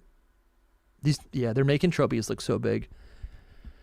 The Polytoad Dojo says with a big super chat, thank you so much. They say, I would love the dark clouds in the trailer to be markers for overworld events, kind of like the space-time distortions in Arceus, but more stuff than just Pokemon spawns. That is true. Like randomly, they could just appear. And I actually like that a lot more because in other Pokemon games, like in Gen 8 and Gen 9, the raid system would be just like kind of a fixed location and they would cycle out. But it got to a point, I feel like, where it's like they just kind of felt shoehorned into the world. But if the clouds are constantly like changing, that, I don't know, that's kind of fun. Because clouds are just always moving and it's like, I got to stay in the moment. That's fun. Yeah. That is the rumored mechanic of it. I mean, other than it might just be raids, but that is the concept that we're talking about as well. So you might get your wish. Thank you. Thank you so much. Let's see. Thank you. The next show is, or the next scene is Wailord, and there's also a Wailmer. Just doing its thing. I didn't even notice that Wailmer bobbing. He looks good. I didn't even notice Wailmer, to be honest with you. I thought it was two Wailords. Guy. He is friend-shaped for sure. Okay, something I want to point out, and we will see this later. A lot of people have been talking about Slugma and how it seems to affect the environment. This is another instance where Wailmer or Wailord is jetting water out of its blowhole, which we haven't seen. I don't think we've seen Pokemon do this in a mainline game like this. Pokemon Snap, man. In a mainline game. Yeah, that's the only place we've seen that. We've seen that. But that's so different. For the record, Pokemon Snap is so different because it's all scripted. It's the same every time. No, I'm adding to your point. That's what I'm saying. I'm saying it's only in Pokemon Snap have they done that. That's crazy that they're doing it here. You know. Now, I think they're showing that. A lot. I think you're right. I think they're showing that on purpose. But I'm also have the fear that it's just not final game footage, and that might not end up happening. Because how does it happen? It's just a random. I think you look randomly sprout water. But I think you look out into the existence. Yeah. You look out into the distance. Or it could be a cutscene, right? You meet a trainer who has a Wailord, and she's like, "This is my Wailord," and it's this exact shot. Well, that's the thing. Is is that a battle animation? This whole scene is for the trailer. That's why I'm saying that. Showing Tropius and Gloom next to each other, and Tropius is doing this with its wings, and then it cuts to this. Sure. So I'm afraid that this is just for the trailer instead. But I do think actually that it's trying to show us that the environment is changing. Why wouldn't Slugma the whole Slugma thing apply to this? Yeah. So I think you're right. Udom's B? I don't know how to pronounce your name, man. I just call it he Uda. said There's Uda, great. there's a Palafin Uda cloud. said Palafin cloud. Look up above. It's the non-hero form. It's like Finizen right up above. I do kind of see it. I do kind of see it. Damn, you guys are This all feels like a stretch because the whole thing about like cloud watching is like you can just interpret it however you want. But I see it. I see it. There's a fin. There's a lower fin. There's a little. Yeah, bro, that's crazy. Yeah, good pick. Good pick. I don't know. I think for me, I'm not saying that. I think what I'm trying to point out is that like we went from 3D Pokemon models to HD Pokemon models to Pokemon models that have like a lot of detail in their textures, or actually get rid of the textures. They actually have like detailed models. And now I think the next step that we're seeing is that the Pokemon can actually do things, right? Yeah, I mean, last time we saw him, he was just chilling in the water. Yeah. It's like sitting there. A big old one in the Owl of Armor. And this is like a good model, but like it's able to, it's living. It's doing what a Pokemon or what an animal does, you know? Which I just think I think it's cool. I don't know if, sure. I guess the question is, is this just a battle animation? Is it, I guess it's an idle animation. That's all it is. It's just cosmetic. Like an idle overworld animation. Yeah. I do lean that way for sure. I'm just saying there's a chance that it's not too. Because like the water's like falling down. Yeah. I don't think it's a gameplay thing.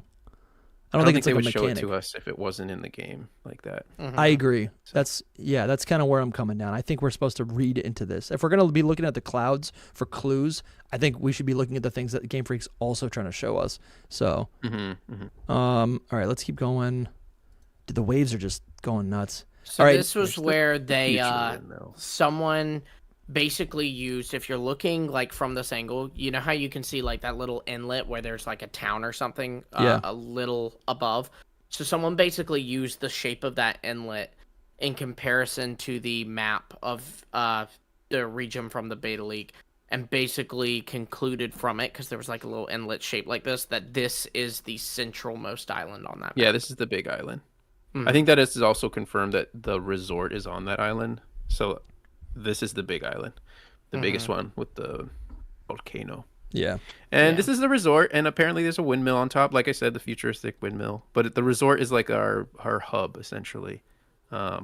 Also, the little like huts in the background of it, that's what I meant for like where the whole trailer starts off. Like you're on one of those that are like in the water. A lot of people have pointed out too that the resort kind of takes on this like octopus shape where you look at the water. Sure. And there's another shot in a minute here where you can see it even more like detailed on the right here. Like you see those bottom ones, those are like octopus tentacles kind of curling up, and so that makes people wonder, maybe there's a new octopus Pokemon, maybe a legendary, you know. It could just be theming, but also I think someone pointed out to me after I had posted about that too, because like who knows, maybe like Octillery. I'll be right back. Evolution, no problem. And maybe it's like a Octillery evolution, or like a Kraken legendary, which would be really cool. But someone pointed out to me that it's winds and waves, and I was like, oh, you're so right. So like we'll get to when we see the characters. Yeah, when we see the characters, and even I think there's a point in here where you see the banners, like the green winds banner at the top and the blue waves banner at the bottom. The waves is always going like this curl, it's curling this way, and the wind is always curling up like that. So like on one side you see the waves curl, on the other side is the winds curl. It makes the most sense, unfortunately. It does make a lot of sense. It could be both, though. You know what I mean? Like, it could be a thing of both. I would really hope that we get an octopus, but you know. Yeah, here's the thing too: is like it could be both, but it also could not be an octopus, and we still get an octopus Pokemon this gym just because, because the water. Yeah, we are in Southeast Asia. Octopus is absolutely on the table. But at the same time, I feel like there's so many animals. There's just so many. And it's like, we don't need an octopus. We could. That's why we need a dex of 500 Pokemon. Yeah. There we go. When you think about it too, it's like, how many of our dex slots are gonna be like marine animals, like fish that live under the water? You know what I mean? It's like, oh man, because if this is like there's like a whole diving thing. It's like, I hope they fill up a lot of the diving slots like the Pokemon that need to be there with like already existing Pokemon instead of making. I mean, most of our decks like a just probably underwater. they will, you know, because we've seen a lot of them like that. Like we've seen Luminion, we've seen, even though he's not locked to being underwater, Krabby is there as well. Tynamo was there. Frillish was there. That's all just the top of my head. I think there was more. Wailord was there. Yeah. I like the little huts on here. This is again like another shot where you kind of get a sense of scale, because like you realize those little circles you're seeing are huts, which means like you were smaller than those. So this resort alone is huge. Yeah, I mean, when you look at the trees, even that just tells you. Oh yeah. Like, do we look at those trees and think about how big your player character is? Like, do we know like, is this based off of a specific resort anywhere in Indonesia? I actually have not looked into that. I'm surprised someone hasn't. Something. Yeah, I'm gonna do a little Google and see. It's just so much, like, there's so much to cover. Like, I have so much stuff still to post, and it's like, yeah, that's another thing on the list. I want to go out on a limb and say this is not based on a Pokemon. I think it's just a cool design. So I was telling him that it is like talking about that. Okay. I was telling him that it is the waves and the winds design again. Is what it mostly is. Yeah, I do see that. Yeah, these up here are waves, and then these spirals are okay. I love that. Okay, great. I'm pretty sure that's what it is. That and feels even based. if it was like meant to be an octopus, that doesn't mean that there'll be an octopus Pokemon. It just means it could be like a octopus theming for you know. And for sure. Yeah, we've seen like maybe a squid, maybe horsey fountains in Alola, and we've seen, you know, I'm sure other examples of things where like, there's a Pokemon design in Scarlet and Violet. In Scarlet and Violet, when we watched like the first trailer, there was the Dratini fountain. You remember? That's right. Yes. And everyone was like, something's gonna happen. Dragonite regional form. Yeah. We did get a Mega that gen. It counts. Yeah, it counts. Sure. We can keep going. Let's see. Yeah, we have these like little huts. I think go down the slide. That's probably just where you guys said like that's probably just like this is probably the starting location, right? Yeah, this is like a hub location. Even seems like this is kind of cool. A lot's though. gonna happen here. Yeah, like this is pretty iconic. And then, but we have a map though right here. We can see a lot of the world. I do love these routes. I guess what I'm liking about this environment is that I feel like the routes feel linear, or at least like organized. They feel focused in a way that does remind me of like, it just makes it, instead of like a flat like landmass, it actually feels like proper routes, you know? Like it's top down, right? There's a little tuck away over here. It's like, this is a straight shot, and then there's a bridge, and then it forks over here into a Pokemon Center, and there's a town, there's a secret location, but to get to the next part you got to go all the way back. Like, I think that kind of friction is good. Yeah, and then there's a little bit of a cove. We were talking about the scale of the resort, and when you look at it like this, like look at the scale of the map. Yeah, that's why there's a path, because you're like, you could go out, you'll get off lost. The path, and you don't even know where you are anymore. You're gone. You just lost the game. You know. It looks huge. Off of very brief, on like, you know, didn't put a lot of effort into it research. I am wondering if this starting area is based off of Kota Kinabalu. On Borneo. It's part of the Malaysian portion of Borneo, because Borneo has like 3 different countries with borders on it. Because there is like some pretty significantly sized resorts on it, but just kind of thought that was interesting. Yeah, I mean, that'd be nice so that we would get some Malaysian representation too. But yeah, I wonder what's on that island, like specifically. Volcano. Well, the first season of Survivor was filmed there, if that helps. Ooh. I mean, it is the most like biodiverse place in the whole freaking planet, basically. We need a Jeff Probst Pokemon, man. Mr. I want Mr. Jeff Mime Probst to be the champion. Regional Mr. Mime, let's go. It's just really cool to see this. It even looks like up here in the little corner, it even looks like there's a almost like a battlefield for like a battle. I don't know about a gym, but like just like a training as area. Opposed to a battlefield for snacks. Yes. And then what are these yellow things in the water? I think that's like an island or rocks. Sorry, I'm really close to the mic. It's too small for. It's not an island. It's too small for an island. But they're like yellow. I'm not sure. I think they're just more rocks from the. Yeah, I think they might be rocks. Yellow rocks. You can kind of see there's something yellow down here as well. It might be sand then. Yeah, I guess it could be like. Oh, you mean like the underwater rocks, or like the coral or whatever? Yeah. Sure. Yeah, like coral and stuff. Yeah, you've got like one this right here. Yeah. Got it. You also on that exact same shot. There's one like just peeking out from the bottom of the screen. On that same shot. That you were just on. Okay, interesting. We'll go back also, here. You can see on here, like here, there's sand where, like, in the middle of the water, in the resort. Yeah. You know where those like tentacles are at. That's like sand. I like that. That's nice, dude. This is so much fun. I feel like what's missing from all of this. I feel like this was rendered without all of the Pokemon spawns. Oh, and sure. I guess I'm wondering yeah. how densely populated will all the Pokemon be? Because I do think something I would say a lot. Well, I don't know. Scarlet and Violet on Switch 2 engine. Yeah, exactly.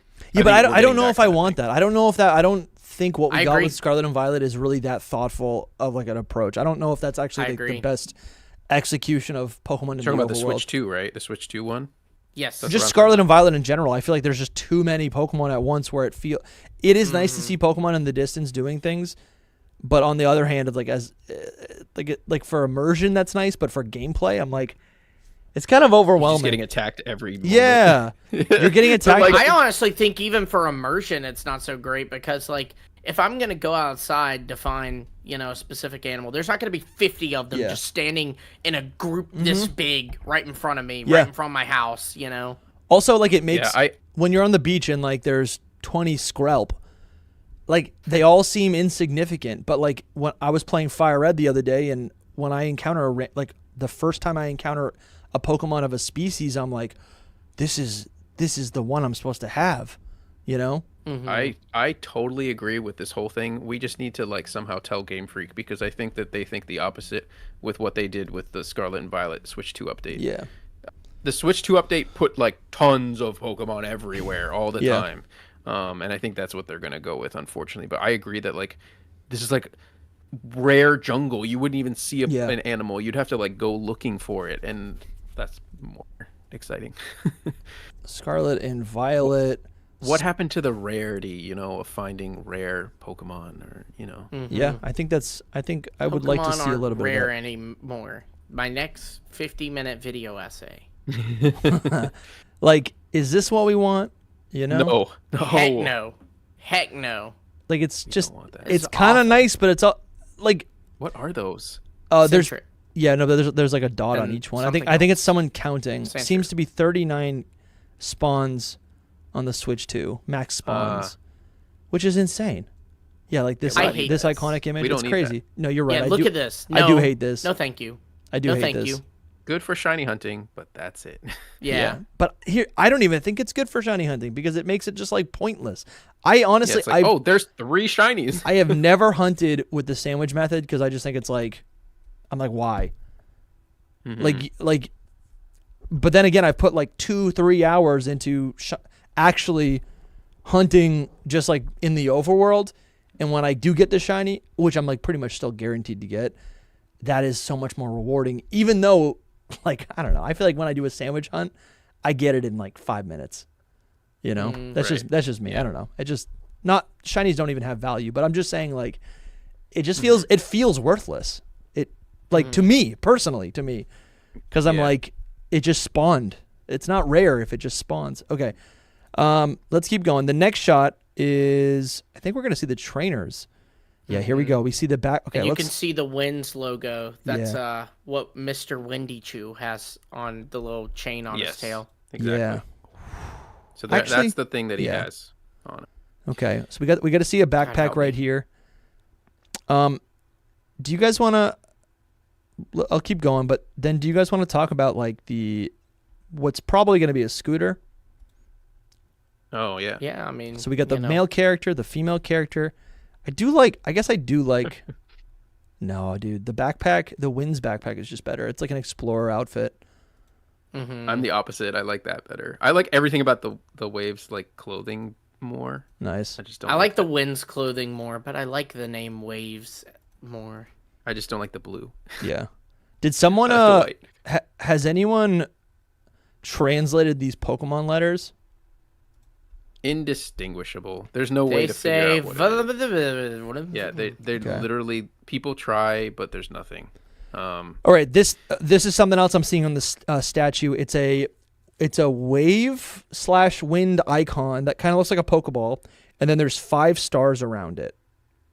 Has anyone taken a look at this? Because this could be the league. This could just be the hotel, but this could also be like a league. This could be the gym challenge. Are we going to have 5 different, right? Scarlet and Violet had 3 different quest lines you could participate in, and I think 2 of them included 5 different bosses that you had to overcome, whether it was the Titans or it was Team Star. Could this be one of those things? One of those quest lines that we have to do in Winds and Waves? Mm-hmm. I will say, I think it's the Winds and Waves logo put together, so that's kind of hopeful for you, Dusty, when we were talking about Scarlet and Violet too. Maybe they are existing in the same universe, because it's Winds and Waves logo together, kind of like there's a wave, and then if you were to look at it the opposite way, it's like wind inside. Oh, but sure. yeah, I don't know. Yeah. The stars might be like that. It's a resort, it's a 5-star resort. Yeah, that makes sense. Yeah. Mm-hmm. Yeah, ball guy saying hotel, most definitely. Yeah.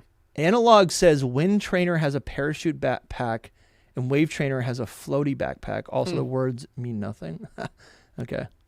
Oh, dude, Kayla's capsule's in the chat. She says, do you think we'll be able to traverse water really early in the game?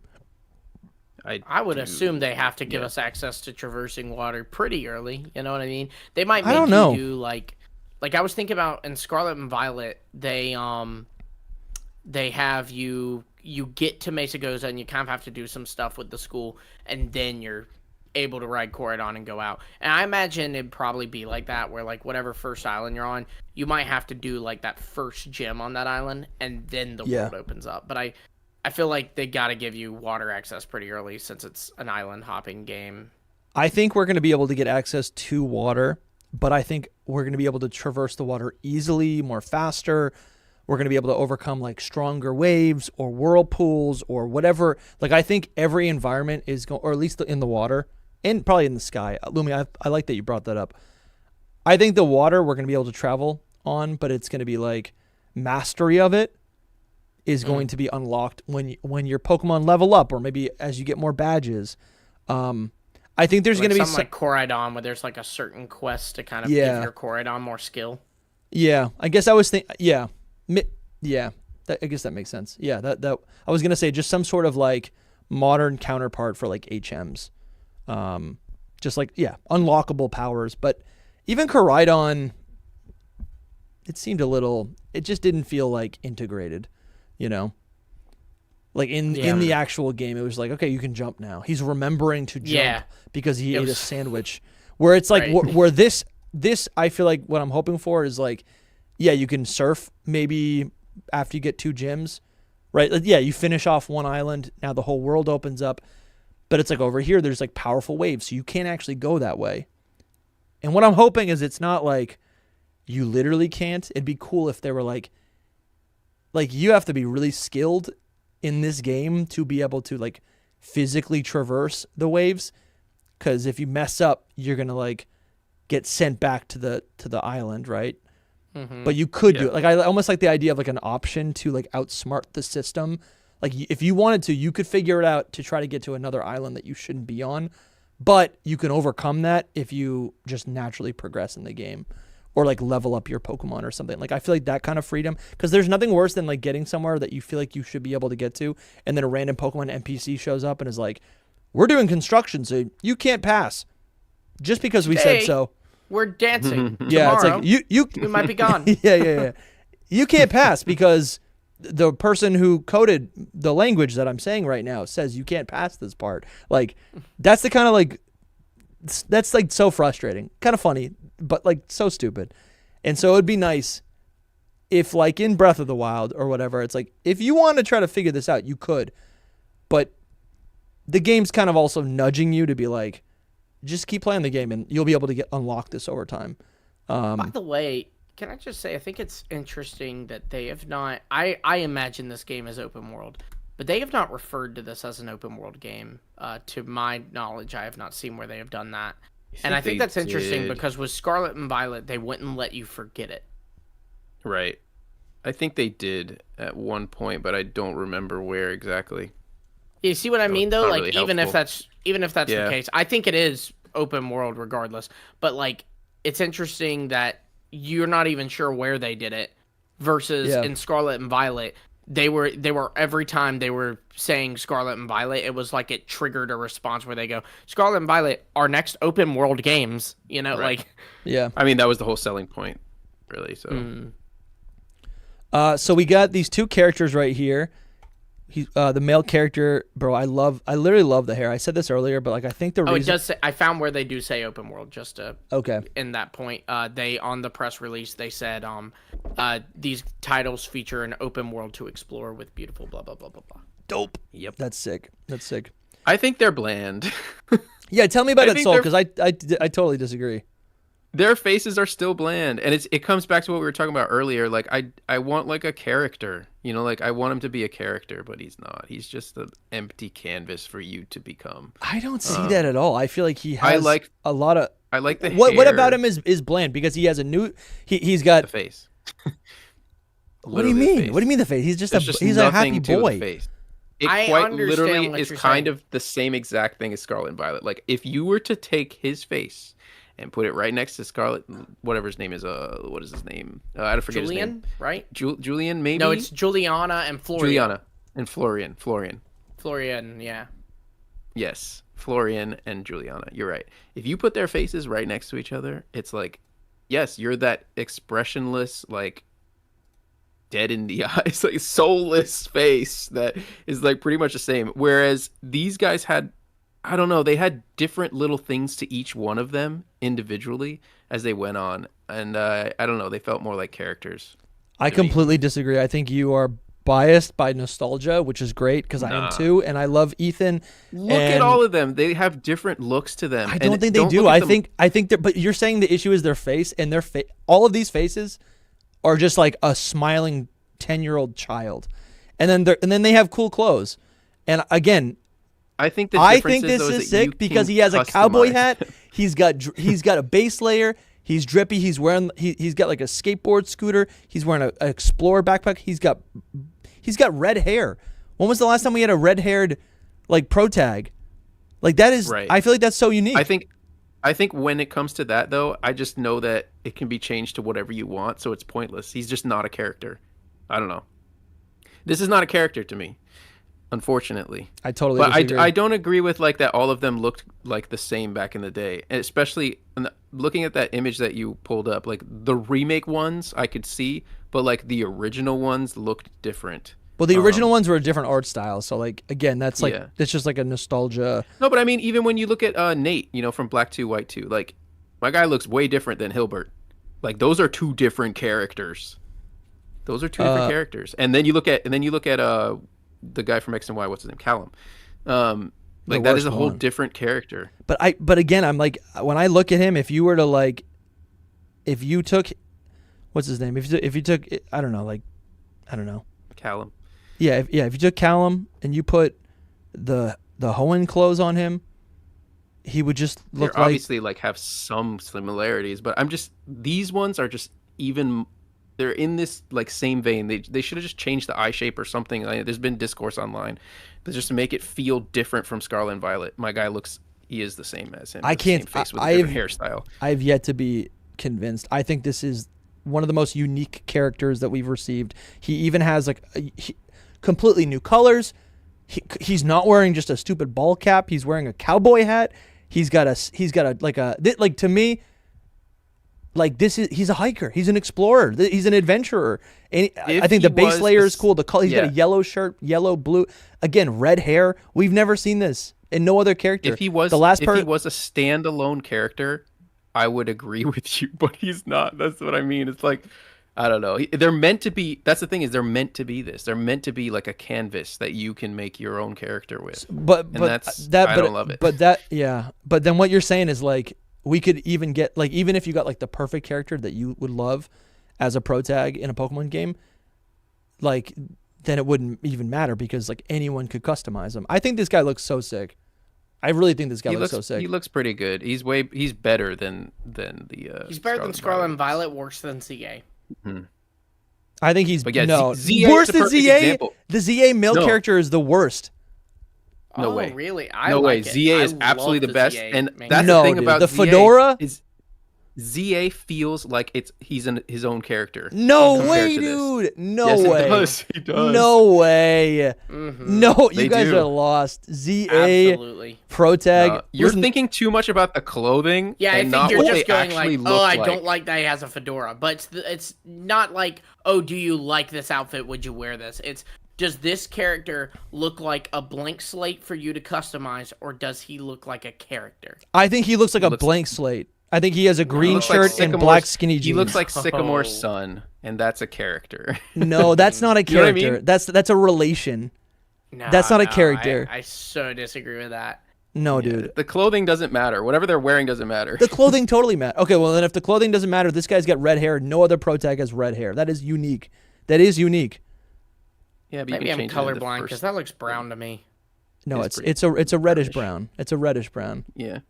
Either way, that's just you guys that's insane to me. I think these characters are so cool. Even the chick with even the ball cap, I think is still cool because it's the girl has even less personality. She literally looks like a copy of all the other female Protags. She's pretty. On the opposite, record, she feels too, like more of a character. No, she's not at all. Dude, not at all. I think that these characters are fine. I'm just saying, I do think that ZA's was better. But I do think these characters are fine. Like I'm more than happy with them. I will also explain to me why the female character is more interesting than any other female characters. I didn't say that. I just said that she looks like a character more than the boy. Yeah. But I don't know what that means. I will say this. I will concede this. In their artwork, they do look more like characters than in the game. They are. So this is the coolest character we've gotten in. The coolest male character that I think we've received since either Sun and Moon or since male character or since Gen 3. I think the male Protag, dude, the ZA character, I think is the male Protag. He's one of the best designed He's characters. So bad, dude. He's so bad. Modern. But if we're not looking at his clothing, then what are we looking at? That he just has like pointy eyes? He has personality. You know what I think? I don't know how else to describe it. I don't think part of it dude. is probably like the posing of it as well. Sure. Because he's like doing like this, whereas all the other characters are just. I think this character looks like a in game too. I think he looks like a dweeb. When we saw him in game for the first time, we were like, the V-neck. I can't get over it. Design. Yeah, the V-neck in 2026. I can't get over it. It's like so European. I'm done with it. It makes me think about when I was like in high school. When it was like trendy. I don't know. I just think whatever. Mm-hmm. I don't know. I've been seeing the discourse and I'm like, I don't know how you can think this guy is like what I don't know how you could say this guy doesn't have a unique design. There's nothing unique. The hair is unique, right? But yeah, then you everything is unique about him, dude. He's got red hair, he's got a cowboy hat. We've never seen that before. He's got a travel hike cross country backpack for an adventure that is so cool, and he's got a skateboard. I mean, it's a scooter, but it looks like a skateboard, and he's got a yellow color scheme. We've never seen that before. We've never seen any of those aspects, bro.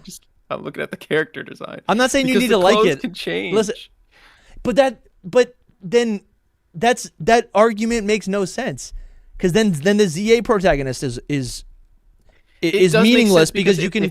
I never wore that outfit. If it was a set character, do you know what I mean? That's where it feels like the clothes would matter. I don't know. I don't see it. Because what I'm saying is standalone, it feels like a character. It's still a blank slate for me. I'm still gonna customize him, but I do think he has personality. He's got red hair.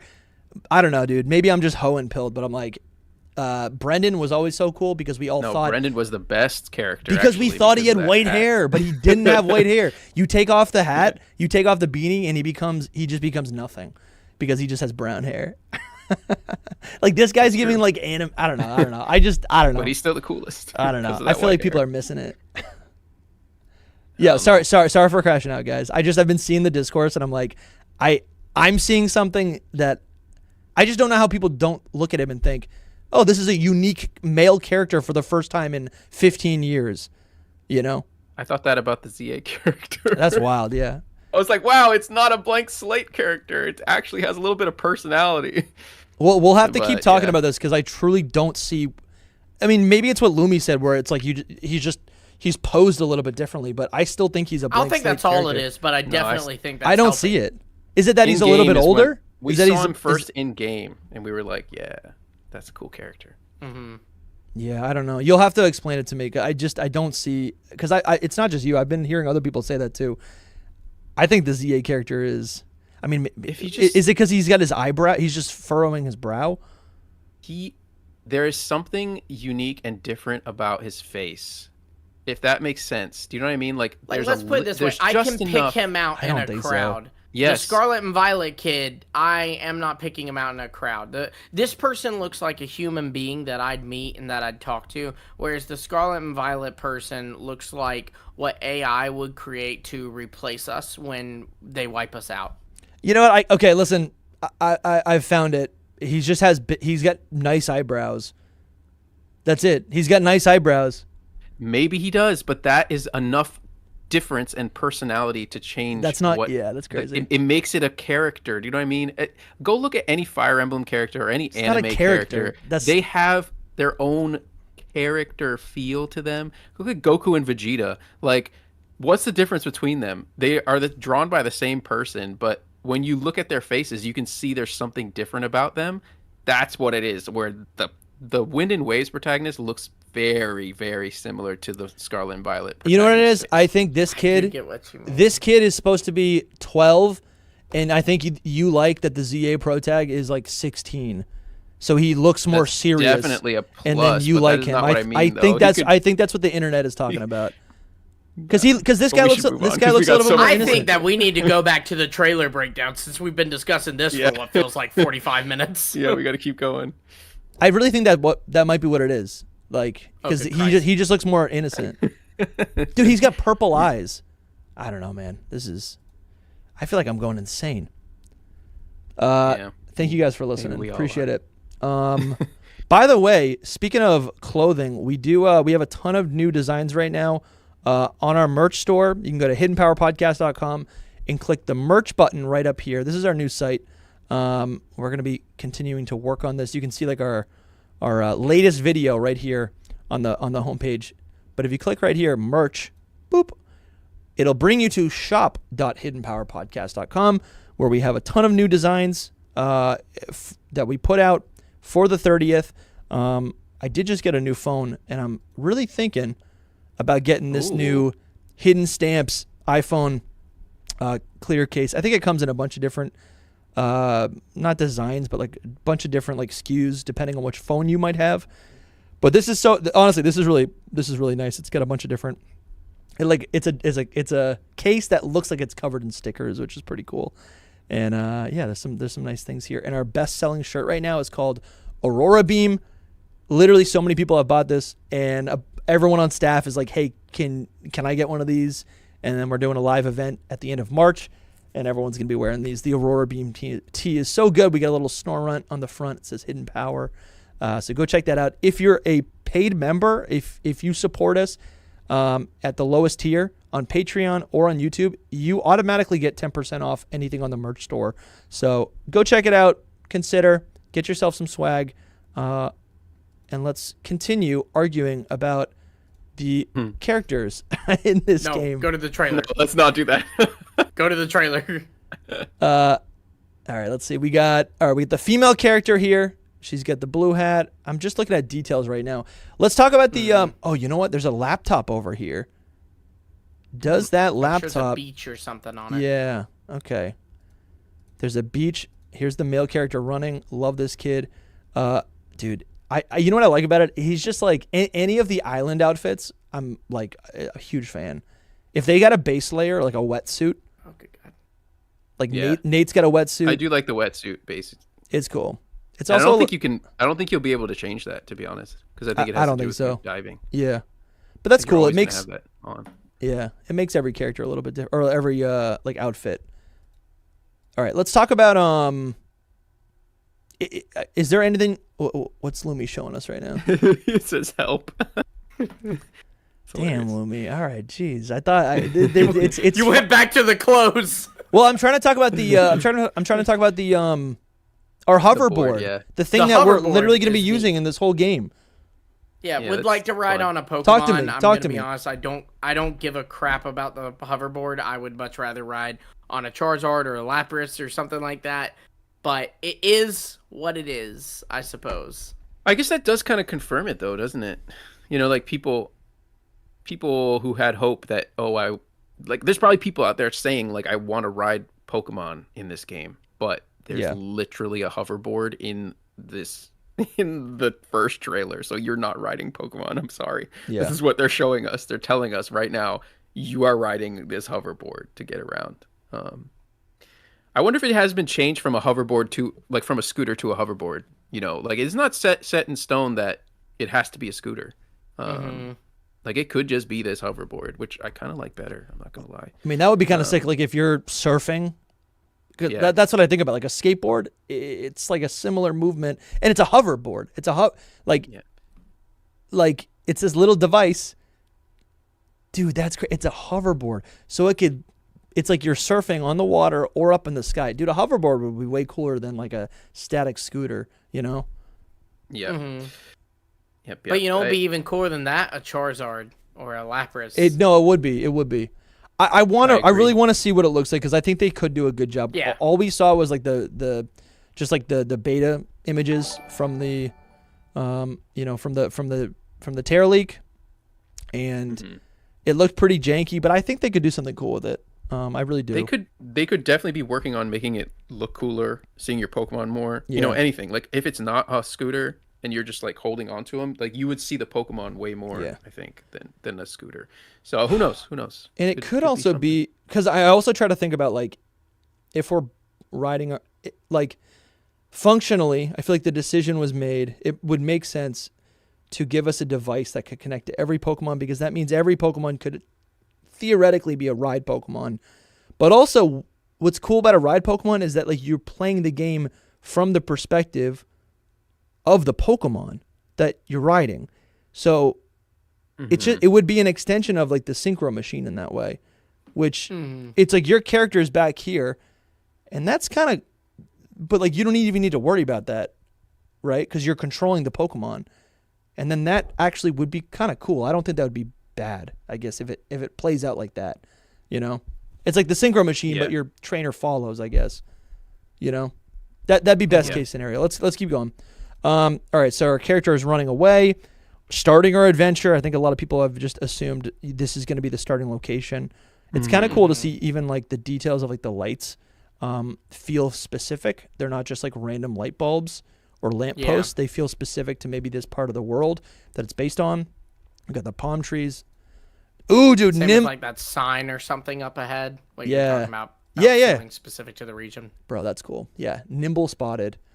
I know. I was so happy to see Nimble too. Like Nimble. New Nimble's evolution. Cute. New evolution. But Tailo. You know, it is good to see Tailo again. Like, listen, I haven't acknowledged it much when you brought it up because you bring it up every time. But I know. Yeah. I love Swellow, and I'm really happy that it's coming. I love Swellow, man. I'm so happy. But the region itself looks really nice here as well. Look at the grass. It looks like real. Like, not the longer ones, but the shorter little ones is kind of really nice. Listen, this does look a lot better, but part of me, just because so many people are always like, I feel like the meme is always like, look at the tree, it sucks. Look at the tree. Look at the windows. Like, that's all valid, but like, I don't play a lot of games, and I'm really glad people like this, but also when I look at this, like as a game, I'm like, great, this looks fun. I love this. Can't wait to play it. But like my technical eye turns on and I'm like, is this industry standard or whatever? Because I'm like, this doesn't even look that realistic. It's not. It's not the industry standard. Well, but even like the other Game Freak game that what is it? Ghost. What is it called? That other Game Freak game that they just put out? Beast of Reincarnation. Like even that, I feel like people were like looking at that as if it's like the best looking thing in the whole world, and I'm even like. Doesn't even like that. I'm like, what is good? I don't even know what. Yeah, it's like it still looks like a video game. Before it's like it's. So I'm like, what are we complaining about? Yeah. people expecting a certain style. Yeah. I think this looks really good for the style that it is. Same. Like with when you think about, people always bring up Dragon Quest. This is better than those old Dragon Quest games. So Sure. yeah. So we got Switch 2. Nimble, Tailo. It is cool to see. So these Pokeball balloons, it almost looks like they have like little rings on them that go all the way up. I'm sure that's based on something, or maybe I wonder if you you could like climb up there. It up, you know? Yeah. Trying to see any other little details. There's a little red thing over here. Oh no, it's another balloon. Okay, this is kind of cool. I know this is not what it is, but every time this shot like just kind of throws by, I see like this red thing, and I'm like, for whatever reason, I see Blaziken, but that's not what that is. We've got a Pokemon Center, and then there's also a Pokemart. There's a little thing up here. Place. Pokemon Center looks clean, by the way. It does look nice. It looks like Lumi's rustic shack studio. You know, this is where I would want to hang out. I don't want to hang out at a gas station. You know? No, dude, no way. That's so good, bro. I love this. Did you mention that the red Pokeball is like an indicator of the Pokemon Center? Apparently, like that's what it's supposed to be. Yeah, like that red Pokeball is like, oh, that's where the Pokemon Center is. You know what this looks like? Probably because it's so vast, the world. It kind of looks like how they had the big signs for the big like white signs for. Remember when we were looking at the little paths from up above? Look how big the path is. Yeah, it's big, man. Here, it's big. But the Pokeball, that's like the Pokeball sign. I know it's probably just a Pokemon Center, but it does kind of look like a Cherish Ball, which is kind of cool. All right, Pokemon Center. There's a sign over here waiting for someone to translate this stuff. Will never happen. Make sure you keep looking at the window, or not the windows, the clouds. I think this is supposed to be like a flora plant. Dude, we got Oddish. I love the Tangela. Of the jungle. Tangela. Oh, bro, I love this shot. The Up here, there's a Munchlax cloud. Yes. According to Bram. Bro, this shot is so cool. This is like the icon, and you see how it's tilted. Like this is another one of those like tilted shots I keep seeing. But this shot right here, is the classic open world person on a ledge shot. You know. Like this is, they're showing us like this is your adventure, and I think I'm reading this, and the way they're showing us this main character looking out into the world, it is equal parts sky, it's equal parts sea, and also the ocean waves go all the way up to the person's head. So like I just feel like this camera angle is showing us that like it's, you know, not to be like corny and poetic, but like, you know, we're in over our head. I just mean like these, you know, this water is this world. It's I don't know. It's more the water. We're gonna be traversing the water, and it's gonna be an ordeal, right? Everyone that was watching this like said the same exact thing. Like when you're watching like other creators see this, they're just like, look at the water. Everyone. I mean, even us when we first saw this. Yeah. Just look at the water. I don't even mean like the waves. I mean literally like the water line. It's like they're trying to show us like this is it's a serious part of the game, you know? Yes, for sure. But it's also equal parts sky. That's why I think we're going up there. I think that this is the same spot from the opening trailer too, or like, you know, just at a different angle or whatever. But it's that same little. Yeah. So Munchlax is here. Is that what I'm hearing? Munchlax cloud at the top. Little bear. This one? I'm not. I guess I can. Bear. I can see it. I don't know if I see it. I don't know about Munchlax, but he's definitely a little bear. I don't think I see it. And what's the other one? I see a bird one to the left. Yeah, we've had this conversation actually. Yeah, that looks like Altaria. Dude, I honestly now I'm thinking the clouds mean nothing. I'm like, we're just interpreting them as whatever. We're so funny. I'm telling you, they just self-generate so they could look like whatever. Yeah. And probably Game Freak was like, yo, make it do little animal. This one looks like a stuff. Star Destroyer. Yes. It is. Oh yeah, this is the same shot. You're right. This is the same shot. This is the same islands up here. Yeah, it is. It is. Okay. Bro, this same is view crazy. at least. Dude, I cannot wait to just jump in the water and then like swim down. All right, we got the female character. There's a lens flare. This is one of the most impressive shots to me throughout this whole trailer. Really? When I saw this in real time. Yeah, because it feels like the wind is blowing and it feels like I don't know. I'm there. It feels real. Like I feel the wind. You can see a little streak of wind too at the top, like at the very beginning. And that's why they called it winds and waves, bro. It's just that wind is blowing. The waves look like they worked on it really hard.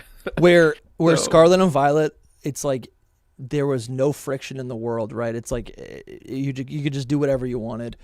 This trailer is doing a really good job at communicating that, like, anywhere you go, the power of nature, it's like it's influential and it needs to be respected, right? And it's probably going to cause, like, it's probably going to be it's like the thing that you need to harness, right, for your adventure. Mm-hmm. So much fun, dude. Yep. Yeah, this is really cool with the sun up here. Let's see. Yep. All right, we got another shot of these huts, which is pretty cool. That's where it started off. Yeah. The whole game or the trailer. I guess there really are no Pokemon. I keep thinking, like, oh, maybe we can see some Pokemon down here, but there's no Pokemon. That's always how the first trailers are. Yeah, they're not going to show us anything. Because I'm like, what's going to be down here, you know? You can see the Pokemon Squirtle. Center up at the top of the little cove there. That your mouse just right here. It. Yes. Right there. That's it, yeah. Dude, I didn't even notice it. You can kind of make out the string of the balloon. No, but I didn't even notice the Pokemon Center because it's not a big, giant red house. That's cool. Mm-hmm. Yeah, I love it. Bro, this is crazy. So this is interesting. I saw Yori posted about this because there's those words right there. Apparently, there's a location in Indonesia where they have these words like that, kind of like the Hollywood sign. Yeah. So just kind of adding to that more, I guess. Definitely. They're trying to tell us where this region is. I'm telling you, in this trailer, without telling us. I'm wondering is this the same little cove? Because there's like water down here. I don't love that they made it hard to see. I think they did it on purpose because it might not be as complete as we think, but like they really put like the sun in our eyes, you know. Yeah. Well, I think they're also showing us that like the sun is setting. Mm-hmm. That implies there's going to be, I mean, there's always a day and night cycle, but maybe that's going to be more drastic, right?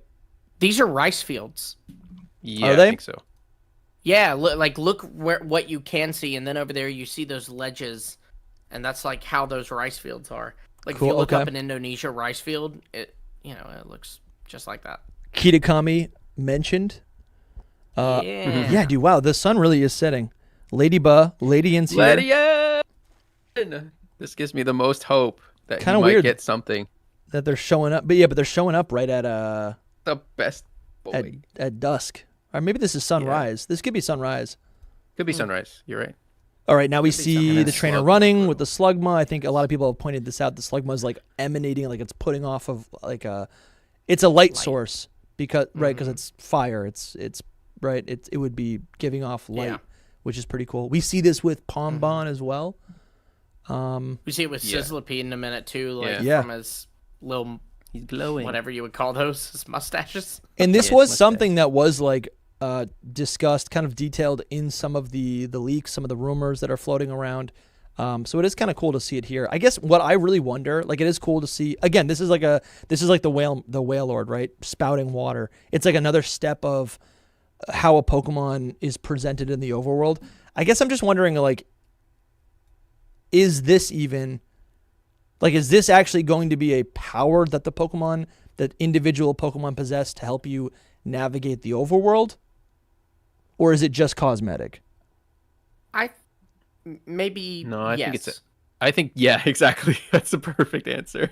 Yes, I think both, because I think any Pokemon that has these features will glow or affect the environment, but it also will be to your advantage probably. Like if there's probably a dark cave and you're like, throw out your Slugma and it'll light the way. That would be nice. That could also, you could throw out a Charizard and it would do the same thing. That would be nice. I think that would be fun, because what that is, it's basically like, it's like the realistic version of, it's a more it's like the move, it's like the HM Flash, right, in Gen 1. Like, rather than having to teach a Pokemon how to just do a trait that it should normally have, now it's just it just possesses that, Kind of feels like a continuation of ZA, where like the rocks don't have to be broken with Rock Smash. Yeah. they can be broken with, Ore Sphere, with Bullet Punch, Yeah. Any moves around that. Love that. All right, this is another shot. The camera zooms in Very cool. to Pikachu, and if you'll notice, Pikachu's cheeks also do this thing where they glow. And I don't think we've ever seen that with Pikachu. I don't think we've ever seen that with Pikachu before. We have when he attacks. Yeah. But is it a color change? Because it almost looks like there's like a textural change. They glow, here. yeah. They like glow yellow. Do they? I When he don't attacks. remember, but I imagine that we've seen it. Might, yeah. I feel like we've seen it. I will say about this scene, it does tell us some things about like the battle system. I was a little disappointed. This was like one of the points of disappointment where I really was hoping it like catching would be. I mean, maybe catching could still be like Legends Arceus or ZA. Oh, you're talking about just this in a next battle. scene. Yeah, you're not using a Pokemon specifically, it seems. So it's like, There's okay. Pokemon Sarah behind you, by the way. Yeah. Like how we catch it does like the little catch thing and like, it zooms in on it. And I feel like that's a cutscene that I don't really want to happen. Yeah. Like you're saying a lot, Dusty, where it's like you want things to be quick. This is like slows it down a bit. Well, okay, yeah. No, this is good. Let's talk about this. So, we can't really. I do think it's cool. Another thing about this Pikachu is that it is on all fours, and rather than just standing up like a Meowth, it is like it's an attack position in the way that Ash's Pikachu stand. always is. Yeah, which is really, really cool. Like amazing. I wonder if there's gonna be if Pokemon will have dynamic stances depending on what kind of battling they're doing. And then apparently they wanted to remake all the models, so who knows? Yeah, that's crazy that they're showing that because that's a whole new Pikachu thing going on. Now it is Pikachu. Yeah. By the way, the waterfall behind him looked really good. I was gonna mention that as well. The waterfall looks peak. You see it again in the Brout shot, but oh yeah, cool. That's fun. And then also what we see is, and this is what Soul is talking about, the trainer girl. She is and we don't have names for these people, right? So she's throwing a Pokeball. Yeah, this was so weird to me. The fact that the Pokeball it captures Pikachu, but it doesn't hit the ground. It stays in midair to shake.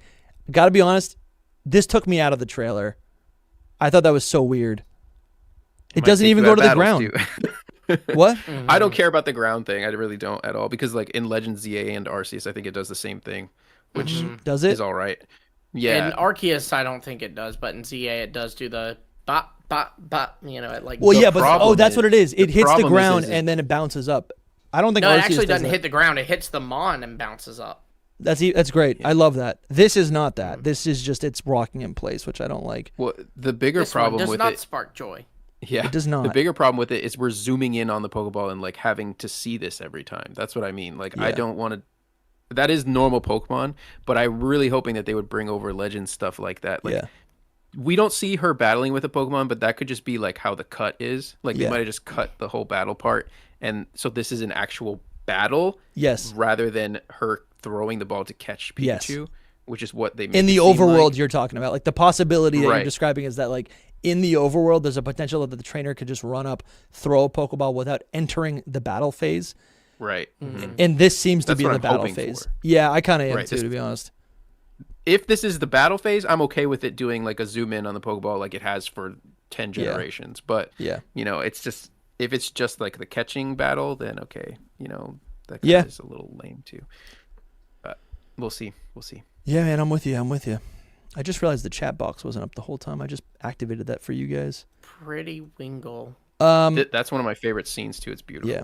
Okay, another shot. Music slows down. We're seeing Wingle. We've seen Pokemon in all these different spots. This scene, we're seeing Pokemon in the sky. I think again, we're pretty high up too. Yeah, and again, the vantage point is that you can see down into the water, which makes the region just look like stunning, right? I think we're gonna be able to be up in the sky. This is another clue, and these are the Pokemon that we can find, right? Like, what's the point of putting Pokemon in the sky if you can't, go get them? So hey, that is the best clue that you have brought up today. I think that's really the best one. Like, why are they so high up there? How are you supposed to get them? Yeah, I don't know. If it's for the trailer, then it's for the trailer. But if it isn't, like that's pretty cool. The point of this trailer is just the point of this trailer is to like show us what's going to be in the game. So that's how I'm reading this it. This specific scene is super like exposition. Like, look how beautiful it all is, and there's Wingull flying in the sky. Because, like, from the ground, you would see them flying in the sky. Yeah. It doesn't mean you could actually go up there and catch them. But it does lean that way, I would say. So, yeah, I think it takes resources out of the game to, like, put things in places. And if for sure, they wouldn't put things places if you couldn't go interact with it or at least, like, go appreciate it, Okay, let's keep going. I really want to know what these... I mean, I guess this is just, like, rocks. You said these are rocks. It's like coral. Okay, yeah, the yellow things. They feel really specific. This is looking stunning, man. This is looking so good. Yeah. All right, we got Krabby. When it was at Indonesia region, I was like, it's going to look so nice with the water. Yeah. We got Krabby. Lumi's favorite. Sandy Gast. Now it's nighttime. I really wonder if there's... Krabby's doing, like, a moon dance. He's, like, looking up at the moon. Yeah, dude. He really is. Yeah, he's looking straight up.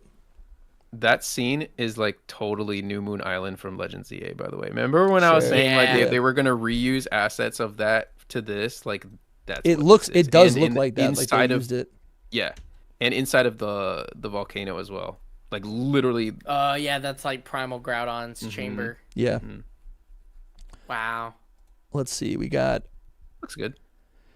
Marini, Corsola. They're doing weird things. Run, Corsola! I didn't even realize that. I do like that Marini's, again, doing something different here. Like, it kind of makes me think. I just feel like they keep showing off, like, different attributes. And these Pokemon doing... Just kind of, like, presenting in different ways throughout this trip. Like, I don't think we've ever seen Marini like that outside of battle. Someone said that's a different resort in the background. I don't think it is. I think it's just No. nighttime, so it's, like, lit up. Yeah. It's the same resort. Or, like, from But ground. I agree. They're showing us this because it's a new Marini thing. Yeah. It's kind of cool. It's kind of like the new Pikachu thing. You know what I mean? Like, Yeah, they yeah. made new animations for old Pokemon. Let's see. Oh, we got the Swamplands, which, again, pretty cool. I don't think we've seen this for... Like, when was the last time we got swamps, I guess? Is this even a swamp? No, like, almost never. Yeah. I would say it's not a swamp as much as it is, like, brackish water. Like, yes. Like, Lumi just came to Florida a little while ago. This is, like, what we have with, like, the... like the mangrove areas. Mangroves, yeah. I mean, you can literally see mangroves in the back, really. Yeah. This is like the Everglades. This is like the Everglades. I will say this is probably one of the worst looking areas so far, but I know that they're going to fix it. The only thing that's interesting is that you see the time... Is it time pole? Yeah. Temple. He's swimming underneath. Temple. He's swimming underneath the water. And I think that we will be able to go under the water here as well. Oh, you're... Like, it's not just good like, point. Yeah, it's not just limited to the sea. I think you can go underwater here, depending on how deep it is. But damn, yeah, dude. And the camera even kind of goes. I mean, it doesn't go all the way down, but the camera does kind of lower itself to the water line. We're back in the volcano now. We got some Slugma really glowing up the place, just basking in its domain. Yeah, this is where I'm like Legends EA. Yeah, this is where I'm like, but better. Does this lava look good? Not that I care, but looks pretty good. I'm like, I think it looks good. Looks pretty good. It looks fine to it's me, not but crazy. I don't know. I just question what people are looking for out of video games. I feel like no one's happy if there's not like. I stopped caring what people are looking for out of video games. It's about what you're the one buying it, not they cannot buy it. That doesn't affect whether or not you buy it. I'm just like in a position where I'm like I'm fine with a lot of Pokemon, like with all of them, but then it's like the broader public is like praising this game for looking good, and I'm like, this is all you wanted? I'm like, okay. I'm like, great. That's okay, great. Like, it doesn't really make that big of a difference. We got two Duskull here. Do you think they're kind of giving off a light from the core? I feel like there's a little bit of red glowing out of its eye socket. Dude, Duskull's so cool. It's like soul as its eye. That's wild. Oh, Physics Melody brought up a good point. Remember, YouTube has screen compression too. Sure. Like, so it's gonna look even better than what we're seeing too. Sure. Yeah. When we're playing it. What is this yellow thing back here? I think it's like part of the That's house. George. A light. It looks like a light, like post or Yeah, stand. I see that. Yeah. I don't know. I'm far away, so I can't. Yeah, his name is George. Hi, George. What is the house even? Is it a house or? Yeah, it looks like a motel, maybe. No, yeah, maybe like not. a shack in the middle of nowhere kind of thing. There's a Slow King on it selling. It's some sort of advertisement. What is that green thing? Is that a new Pokemon? More New Moon Island in the back. I'm not even kidding here. With the literal moon this time. Edit, file, save as. Let's see. Hold on. I'm going to zoom and enhance right here for a sec. Zoom and enhance. Zoom and enhance. Open up file. V-Star says, I like how they don't acknowledge that this is just one island being shown. I think it is the same island the whole time, too. It's just the main island that we're on the whole time. It's really interesting because, you know, we go in the volcano. And there's the swamplands, too, which is nice. What is this? Oh, sorry. That this is Slowking. George's brother. What is this green thing? It almost looks like the green thing has like a face on it. I think it's a flower. I think it's Pikachu. Too. I think it's Pikachu. Pikachu. All right. It does look it's like Colin. It almost looks like a little squid. If that is a Pokemon, that'd be crazy. Yeah. Like a new one, I mean. Interesting. Let's see. We're almost at the end here. Dude, this really does look like New Moon Island up here. Yeah. It's with the moon. Totally the same assets, just reused. More running. Yeah, this shot was really cool. This is kind of an extension of what we were talking about earlier. Pretty. About the wind like blowing on the character, like kind of slowing down traversal. And I say they had that in Scarlet and Violet. I do remember there being like wind vibes going on. But I don't know, it felt real in that one specific scene. This one feels a little more practical. Let's see. She is running. Oh, dude, this is so cool. Okay, now we're on the beach. Beach looks nice. She's running. She's running. Let's she's go running. Get away. Oh, and I totally forgot about the starter Pokemon. Then we see the starter Pokemon. I mean, we don't have to spend too much time. I know we've talked about this. Dissected them. Yeah. And we will. That's a brow. We will in That's future episodes. I'm sure we'll be talking about them so much. Dude, I do so think good. they purposefully went over the most important parts of them. They went over Brout's brow. They went over Pombon's little like head yeah, that has the red dip, and then they went over Gekwa's tail. Yeah, I agree. You're right, because Brout is not from the back, but they show it from the brow. Yeah, you're right. Where is it? Where's the brow? Yeah, Brow. You're right, it's funny dude. Because it feels like the back, but it's not. Yeah. Flame. Tail. Interesting. I do think that they are also grass, fire, and water, though. Like it's the brows are grass, and the that's true too. Thing is fire. Yeah, the elemental part. This is what I'm showing. Yeah. When he barks here. Wait. Is there anything else in this? In the, like we're on the resort right now? Oh yeah, that's true. I think we're on the sand. Yeah, near that town, and then with Gekwa, we're straight up in the resort. I think. Gekwa looks like. Oh yeah, here's Pombon. He's in the cave. In a cave, yeah. Yeah, because he's glowing that thing up. Okay, we are on the resort. Yeah, and then in the resort with Gekwa. Gekwa is also in this jungle area. This with is like water jungle. on the ground too. Yeah, this is like very damp. Like a kind of puddle. Looks so cool there. And then we have this rising shot, going up. Where we see the freaky cloud. This is crazy. There's just so much expansive water. Freaky cloud up here. I don't know. It's obviously there. Like they want us to think about this. I do feel like that's like super intentional that they're showing us Jonathan. that. It is because it's the thing is that the normal clouds are normal. This is a dark cloud. It's not supposed to be like the same as the other ones. Yeah, and this is definitely intentional. They take you fading. Up. Yeah. They take you up to dive. You know, like we're diving into the water. Hold on, pause. We keep saying it's a Gyarados, but actually, if you flip it, it looks like the same symbol as what's in the Japanese logo. Yep, it does. You guys have already scoped that out. You see, the Disney Channel leaker claims that it is a hint at the gimmick. Perfect. Oh, it's almost as if he doesn't say anything that normal fans will say. Interesting. By the way, I guess I do want to say I think you totally misattributed the starter Pokemon. He said Brout was going to be He said Brout was the derpy one. The Fire Dog's the derpy one. He said that he read it as derpy and that it eventually had to grow on him, and I can see that. But if you're a leaker and you say from my perspective, then that's not really a leak, huh?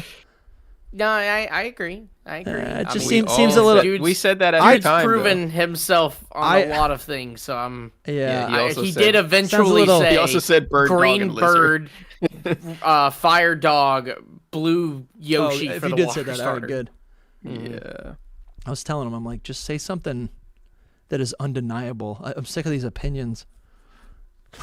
You know? Yeah, but then that's just an opinion leak. Like that's I feel like, well, from a certain point of view, revisit Gen 5. I didn't say that. I'm like, what are we doing? These leakers, what the fuck? All right, sorry. I just swore on Maine. Sorry. We're all good. I said it under my breath. Cover the kids' ears. All right. Here we go. All right, here we go. Diving. Dude, I just want to like hop on a Lapras and just go. I just want to go. I want to take off. I just want to go.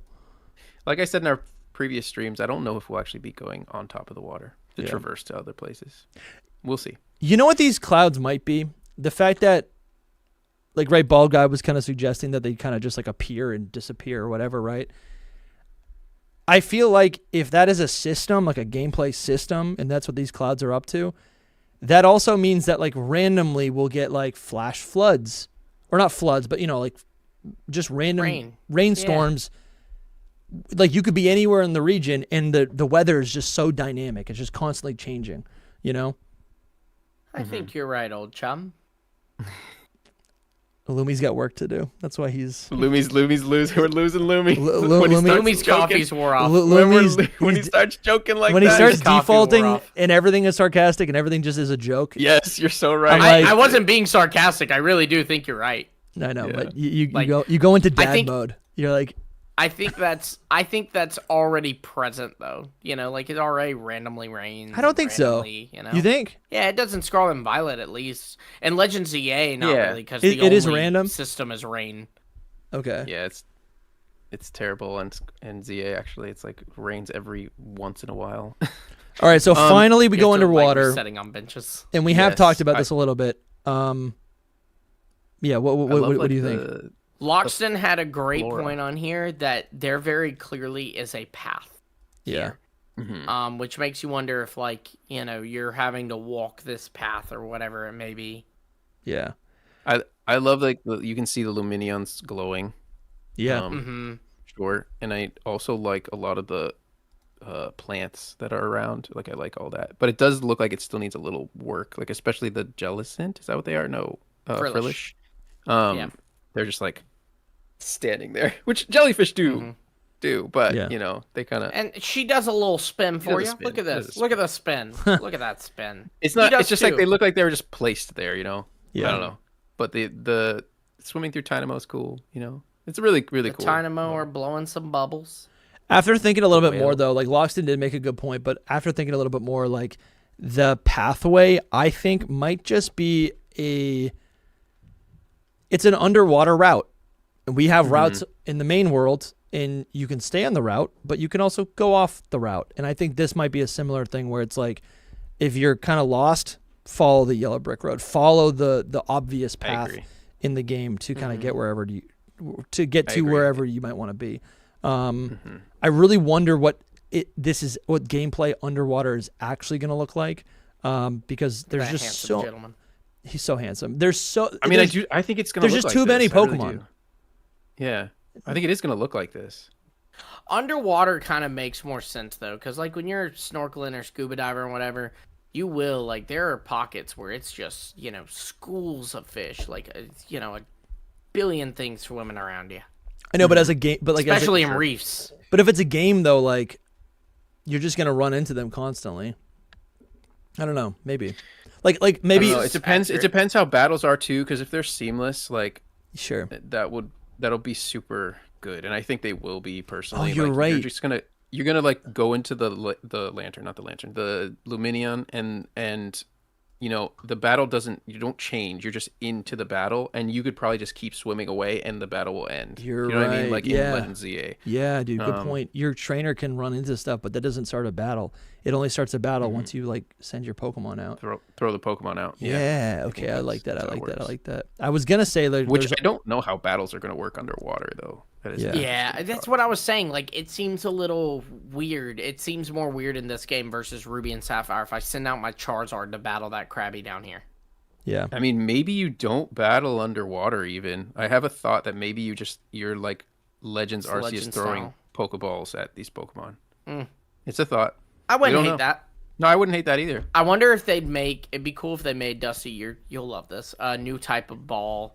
Or like if they refunction the dive ball to like actually be the only one that's working down here. You know what I mean? Because like the Pokeball, hypothetically, it just floats up, you know? No, I love that so much. Like we have it, like dive ball has existed. Now it could be kind of, kind of remixed in Pokemon Winds and Waves to function, to give an advantage when you're catching Pokemon underwater. Like, could the Jet Ball return in this game for when you're up in the sky? So now we have a modern Jet Ball. We have a modern advanced Dive Ball. I definitely have said this before, but I think this game, with how expansive the world is and how how much the weather and the environment and nature is tied to like the identity of this game and what the gameplay could be. I think the biggest opportunity is that they kind of overhaul Pokeballs and introduce new Pokeballs that are specific for the volcanoes, specific for the swamps, specific for underwater. Like, I think that's such a huge opportunity for this game. Let's see. Oh, I was going to say, just last thought, Tynamo. There's 1, 2, 3. There's 7 of them.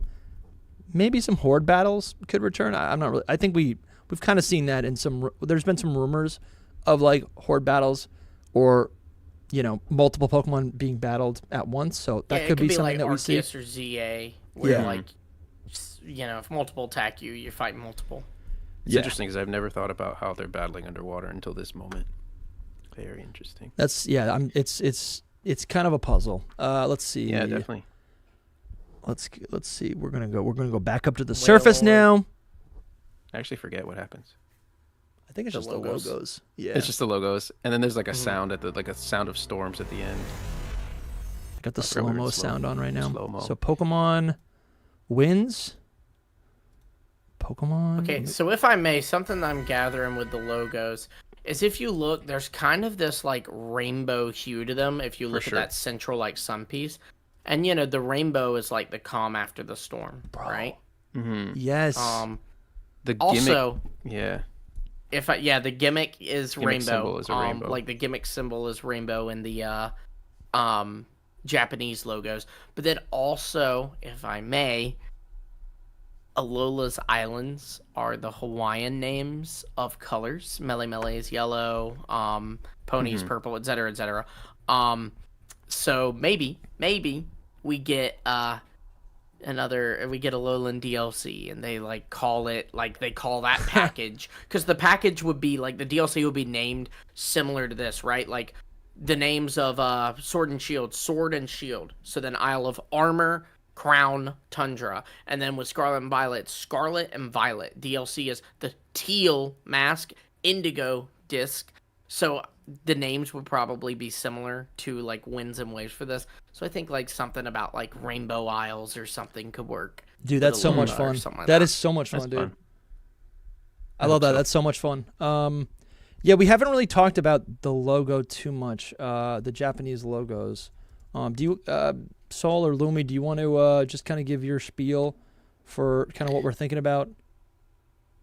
I mean, it's really the rainbow thing that we're talking about. Like that's the biggest thing that they show. I guess the logos in general is like a splash of water, and then like I guess click CBRs. It's got it close up. Gust of wind, but then the actual gimmick logo is interesting. It's obviously a Pokeball, but it's got like a rainbow around it. And then we talked about it with Loxton on our previous stream, that it is kind of like one of those scarves that the deities raiment wear. So specifically like Raijin and Fujin, who are like the wind and thunder legendaries deities. So yeah, but when you look at the Japanese logos, they're even more rainbow. Like that's the Pokemon wording is all rainbow. So there's definitely some rainbow stuff going on, which again I think is literally a weather rainbow, because I think that has to do with weather. Yeah. No, I love that. I love the weather rainbow. That sounds like a lot of fun. And it also shows, I mean, I think it could also be like a spectrum of powers. Maybe there's 5 deities or something, right? We got purple, blue. That's like a green color maybe in the middle, yellow, and then red. Maybe. I'm sure we'll talk about like in depth on the gimmicks in the future. It is funny like doing this, like just kind of seeing it, participating and then seeing the aftermath of like speculation for Scarlet and Violet, and then the post after Scarlet and Violet came out, and seeing how deep we can go with like theories, and then versus like what it actually became. So it's just kind of I feel like I always have that in the back of my mind when speculating about this. Now, I'm like, how deep? I'm like, how deep can we realistically go? Yeah, not too much, but it's like you said, for the fun of it. No, for the fun of it. No, I'm not taking it away. Yeah. Sure. Yes. So at the end of that trailer, though, when it's done showing the logos, there is like a little storm effect. So you hear the thunder cracking. Dude, yes. So I think this is a beautiful way to end the trailer, is by saying that I think, when we see the 2027 release date, we're all getting upset. I think that this trailer kind of just proves we're getting more trailers this year. It's not going to be like ZA where we wait till Pokemon Day of next year, because they've set up a lot of teases here, and I don't think you do that if you're not following up on it. No one's going to remember later. No one's going to remember it a year later. Like the cloud with the Gyarados, the ending it with storms. It feels very much like how ZA's later trailers were, where like, the last shot you see of that one trailer was like the trainer looking at something glowing purple. Very next trailer picks up where we left off, introduces Rogue Mega Evolutions, and there were other examples of that. So I think, the first one having like your Rotom, fly up and have the ZA Royale symbol, and it's like, what's that? And then the very next trailer, just a month later, reveals the ZA Royale. So it really seems to me like they're teasing a lot, and again, they're gonna follow through on that soon. They're not gonna make you wait a year on that. Yeah, I agree. I think that that's a really good shout to the whole thing. Also, like, just looking at the entire trailer, like, why would they show all this? And then make us wait a whole They're year? teasing versus ZA's trailer. They could have first shown trailer was nothing. Right. This is how I think of it. They could have shown this trailer on Pokemon Day 2027 if they were gonna release it in fall 2027 and start their whole promotional cycle then. Do you know what I mean? But they started this promotional cycle basically now. I don't know why they would release this now, and then what are they going to show us on Pokemon Day 2027? I think this is what I was saying earlier. These are bigger games. There's more to show. It's a full experience. It's a new generation. And I also think like Legend ZA, listen, I think at the time, like, Pokemon was kind of in like they were like in a PR rescue at the time. Like, Scarlet and Violet had come out. Yes, listen, they made their money, but like they actually put out an apology. DLC came out, and then they're thinking, listen, we got 2 years theoretically before, like in 2024, before even the announcement or the possibility of Gen 10. Like, let's let them know that we're working. Let's let fans know that we're working on something that is different and exciting to take the attention off of Scarlet and Violet. And I think that's why ZA was like announced so ahead of time. But this isn't the case. Well, there was this also is a full delays game with that too.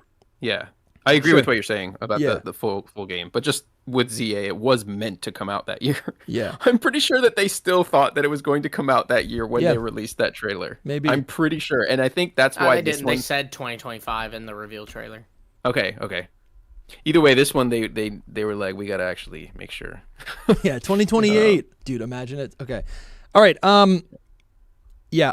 Listen, I'm realizing there's still so much to talk about. We're not done the show, but if you do want to, if you're new and want to hear more conversations like this, subscribe, stick around, consider supporting these types of videos by becoming a paid member on Patreon or right here on YouTube. Links are in the description. we're gonna read the super chats. But I'm realizing I'm like, man, we gotta get back in the studio and record another podcast because I want to talk about the evil team. I want to talk about the legends. I want to talk about, I want to do some like big speculation. Are fossils going to be in this game? Eevee, evolutions, right? Like I want to get into the nitty gritty of all this stuff. So, I'm pumped, dude. Yeah, it's like this weekend has ended. Guess what? We're not done. We're just starting. We're just getting started. Let's hit some of these super chats. We got Infrared saying, I think we will get Gen 5 remakes. They will release ports of Gens 3 and 4 and then drop Gen 5 remakes for holiday season that will tide people over. I do think there's a possibility we get something. However, I also want to be like realistic and I guess like I keep reminding myself, I'm like, Pokopia and Champions are coming out and those are both like mainline adjacent because Pokopia, first off, is like people are talking about it like it's potentially game of the year. Maybe not game of the year, but they are saying that. Yeah, are they saying that? I mean, GTA's coming out this year, so it get it, And then Champions is again like an extension of the mainline games. Both of those are Game Freak titles, so like realistically, those are the games that are for this year. But I'm with you. I really think, I know you guys think differently, but I think the Gen 3 ports, the rest of the Gen 3 ports are coming this year. I think there's just so much time to fill. I think there's a huge possibility of that happening. Unless Winds and Waves is late 2027, but I don't think they are. Yeah. I guess I also kind of feel like DS ports aren't coming until at least next year. I don't think those are coming this year. But I do think also, yes, there is a possibility that there is maybe another Faithful remake. Like that could be announced in the summer. It doesn't need a full year to be like hyped up if it's going to be just kind of essentially it's a remake. Most games have like 4 months of like lead time or something, It's like they get announced and then they come out a couple months later. We could be seeing something like that with like a Pokemon holiday release if it's like a Faithful remake. So, dude, 100%.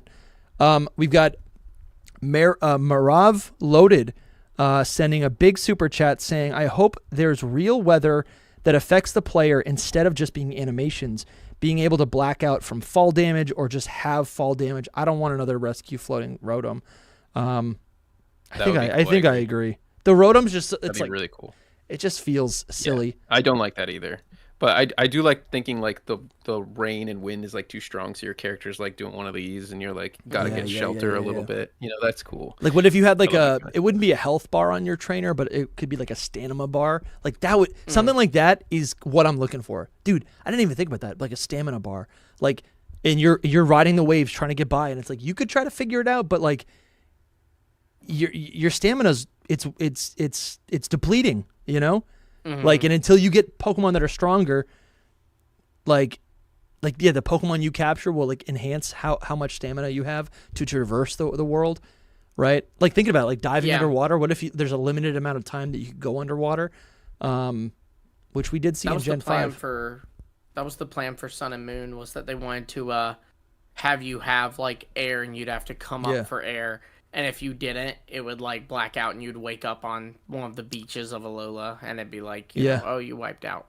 I know we've already done, I feel like 2 videos about the Sun and Moon, like scrap beta features, but we should cover that again.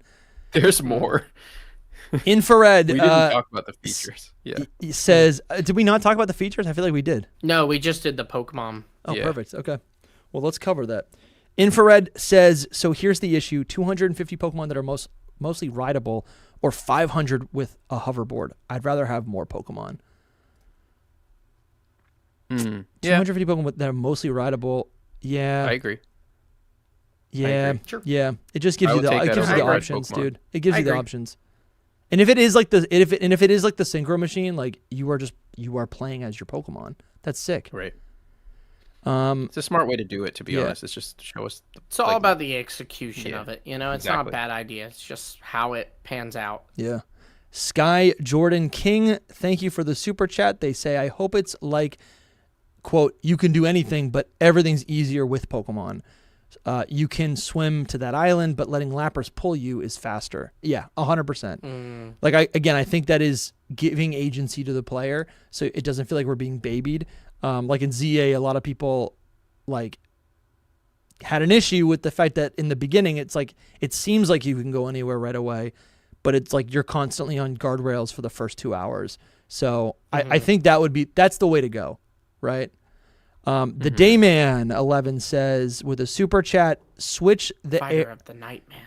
Switch the hair between the two male characters and they look the same, but put the hair on ZA's guy and he still looks different. Yeah, I guess. Yeah, that's a perfect. I guess way he's to got explain eyebrows. It, actually, that is a good way. Listen, I'll go back. I'll go back and see if I can see any difference between these characters, but I still think this guy is unique. It's like out of it's like every pro tag has like black brown hair. This guy's a redhead. I'm like, we've never had a pro tag that's a redhead. I don't know. It's different. Let's see. Thank you, the day man. I was waiting for Lumi to say the night man. No, I did it once. I'm not gonna beat it to death. No, that's a Champion good of the sun. There it is. There's champion of the sun. Okay, Sneaky Wolf says, when you compare the 3D render to the art styles actually make them look more unique. Same with the Pokemon. I think it means the characters. Yeah. Yeah, I meant to tell you guys. We didn't even talk about this, but like we were asking, are we gonna get 3D renders for new Pokemon and characters? And guess what? We did not. We got the official 2D art immediately. We were worried about that, and that solidifies to me that they were trying to make ZA feel different. Yeah. To make BDSP, to make sure people knew, like, yes, this is a mainline game, but we're marketing it a little bit differently. We even got the Yes, it's a mainline game, but it's going to be crap looking. Yeah. The 3D renders. What were you gonna say, Soul? What was that? We even got Mega Garchomp Z revealed on Pokemon Day, and it was the render. Was it? And then they did give us the 2D art later. They did, but it was like a couple hours later. But still, they made a 3D render. I don't think I've even seen that yet. I don't know. Yeah. I think that's what I'm missing out on much. It seems like they're just trying to make it. Oh, sorry. No, it's the same as the art anyway, so it doesn't even matter too much. Yeah. I really feel like they're just trying to separate, like, visually.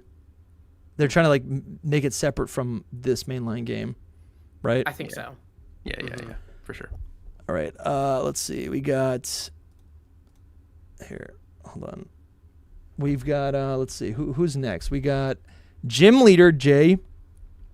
Says they've been a member for 2 months. Thank you, thank you, Gym Leader. Is this Gym Leader JC? Could be. Because I'm just seeing the J now. That's confusing right. me. But thank you for the support. They say, I hope we see the Pokemon interact with each other in the overworld Zangoose/Seviper fighting, similar to the Pinsir, Heracross, and Snap. Yeah, I think we definitely could see that. And I feel like we've seen versions of that already.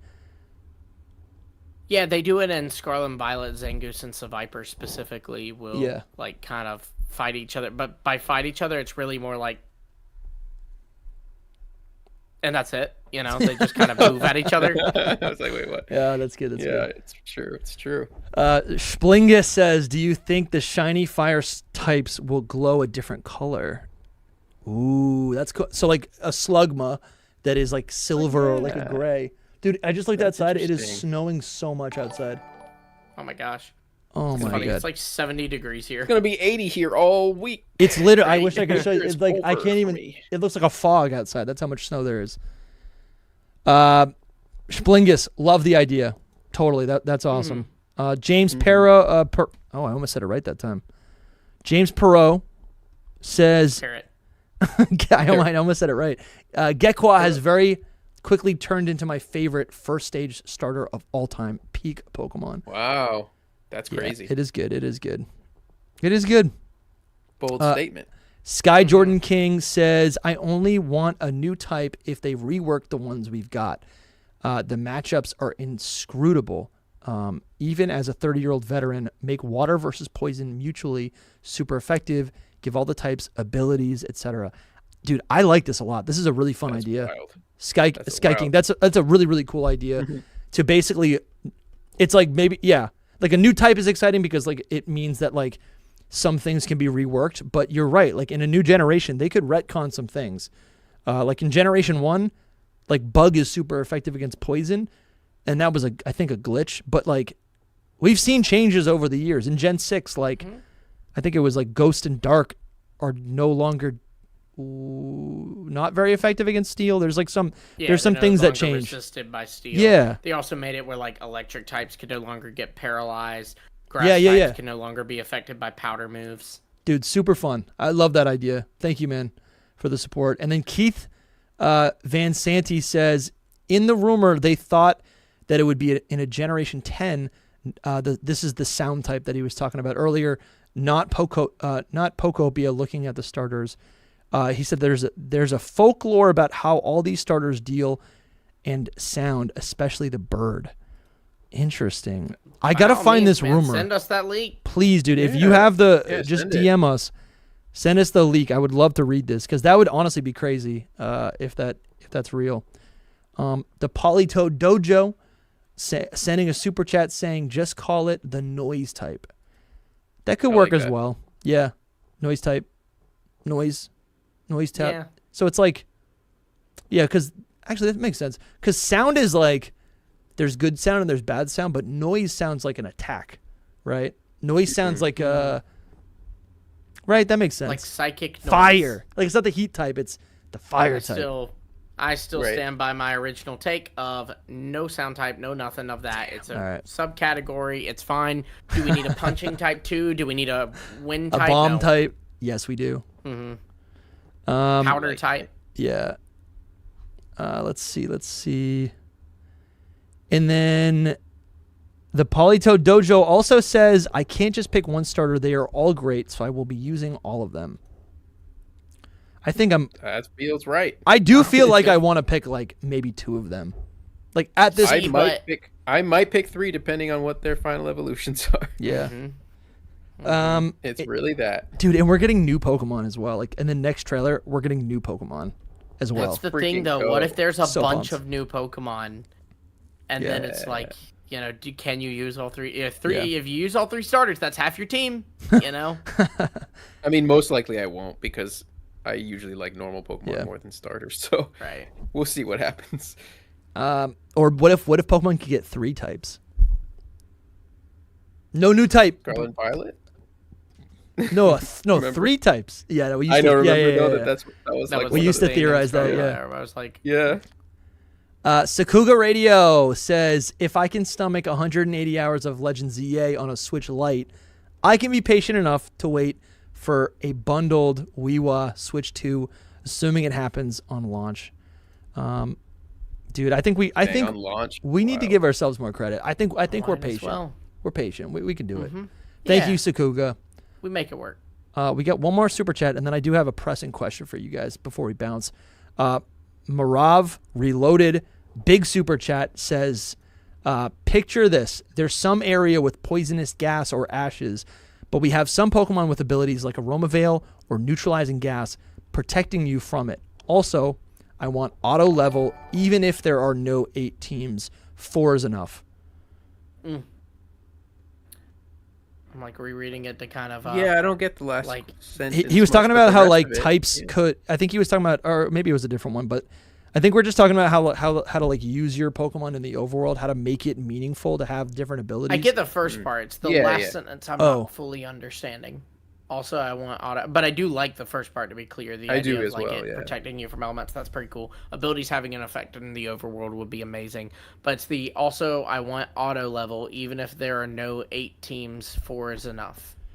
I think it's not auto level, but oh my gosh, level scaling is what I'm understanding. But I don't know about 8 teams and 4 is enough. I thought 8 I thought about in Octopath, like you have 8 party members on the field at one time. But that's not what he's talking about. Also, I want auto level, even if there are no 8. Yeah,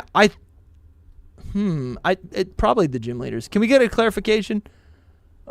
Marav Reloaded. You don't have to super chat it either. Just comment it and we'll.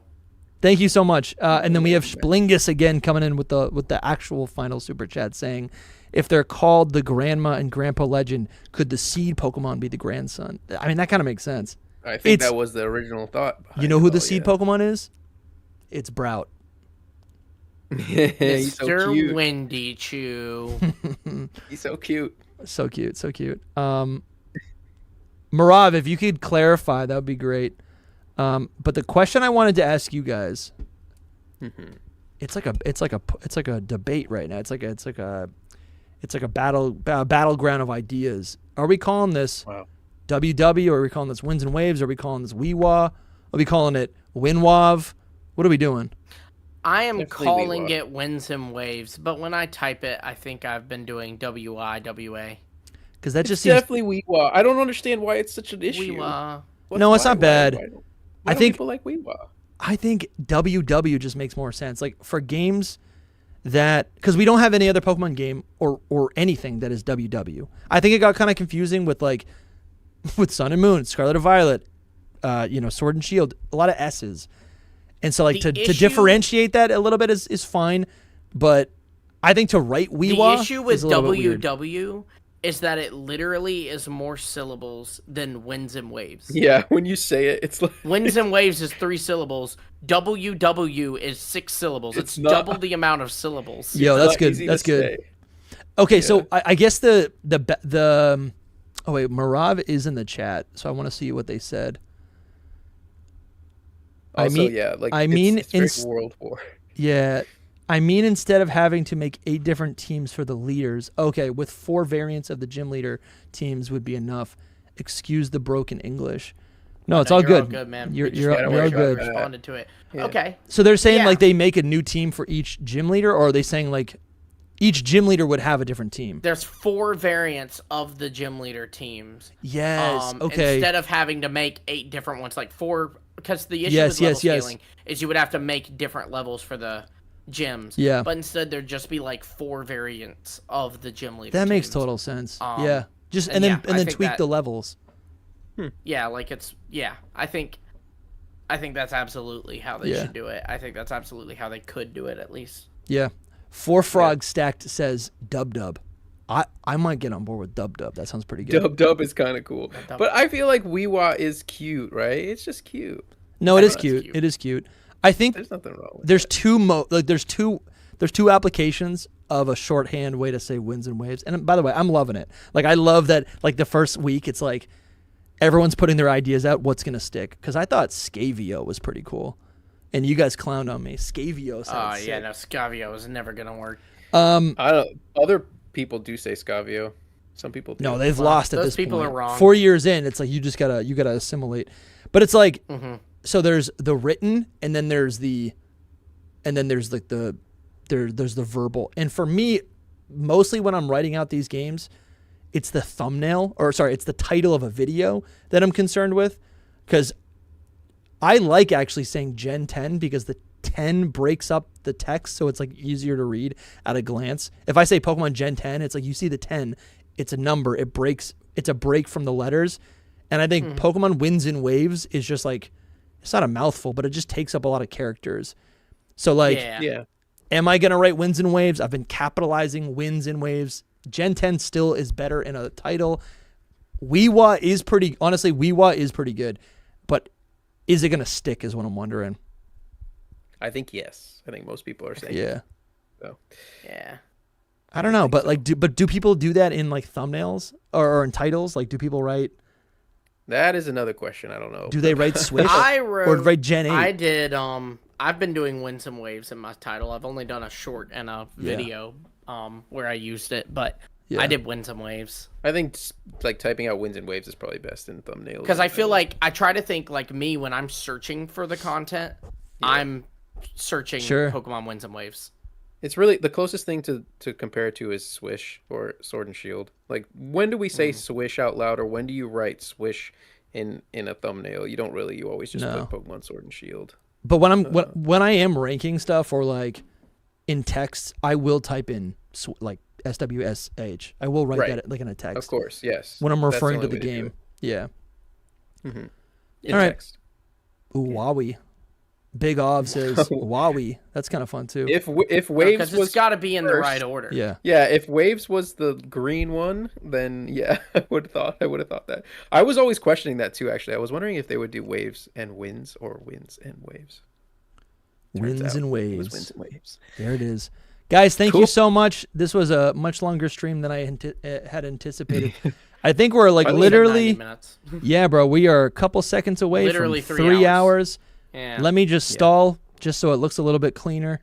I'll clean stall 3 right now hours and is tell you nice. that Brout beat Pombon in our poll. In our troll, perfect. poll, yeah. Perfect. That's the first time I've seen. Barely Brout though, in a by poll. one per. Oh no, Gekwa won. Yeah, Gekwa won. I'm saying but Brout though, beat wasn't last. Pombon. Very soon. Actually, we have a new episode on Thursday, all about Ditto. All about Ditto. We'll see you soon.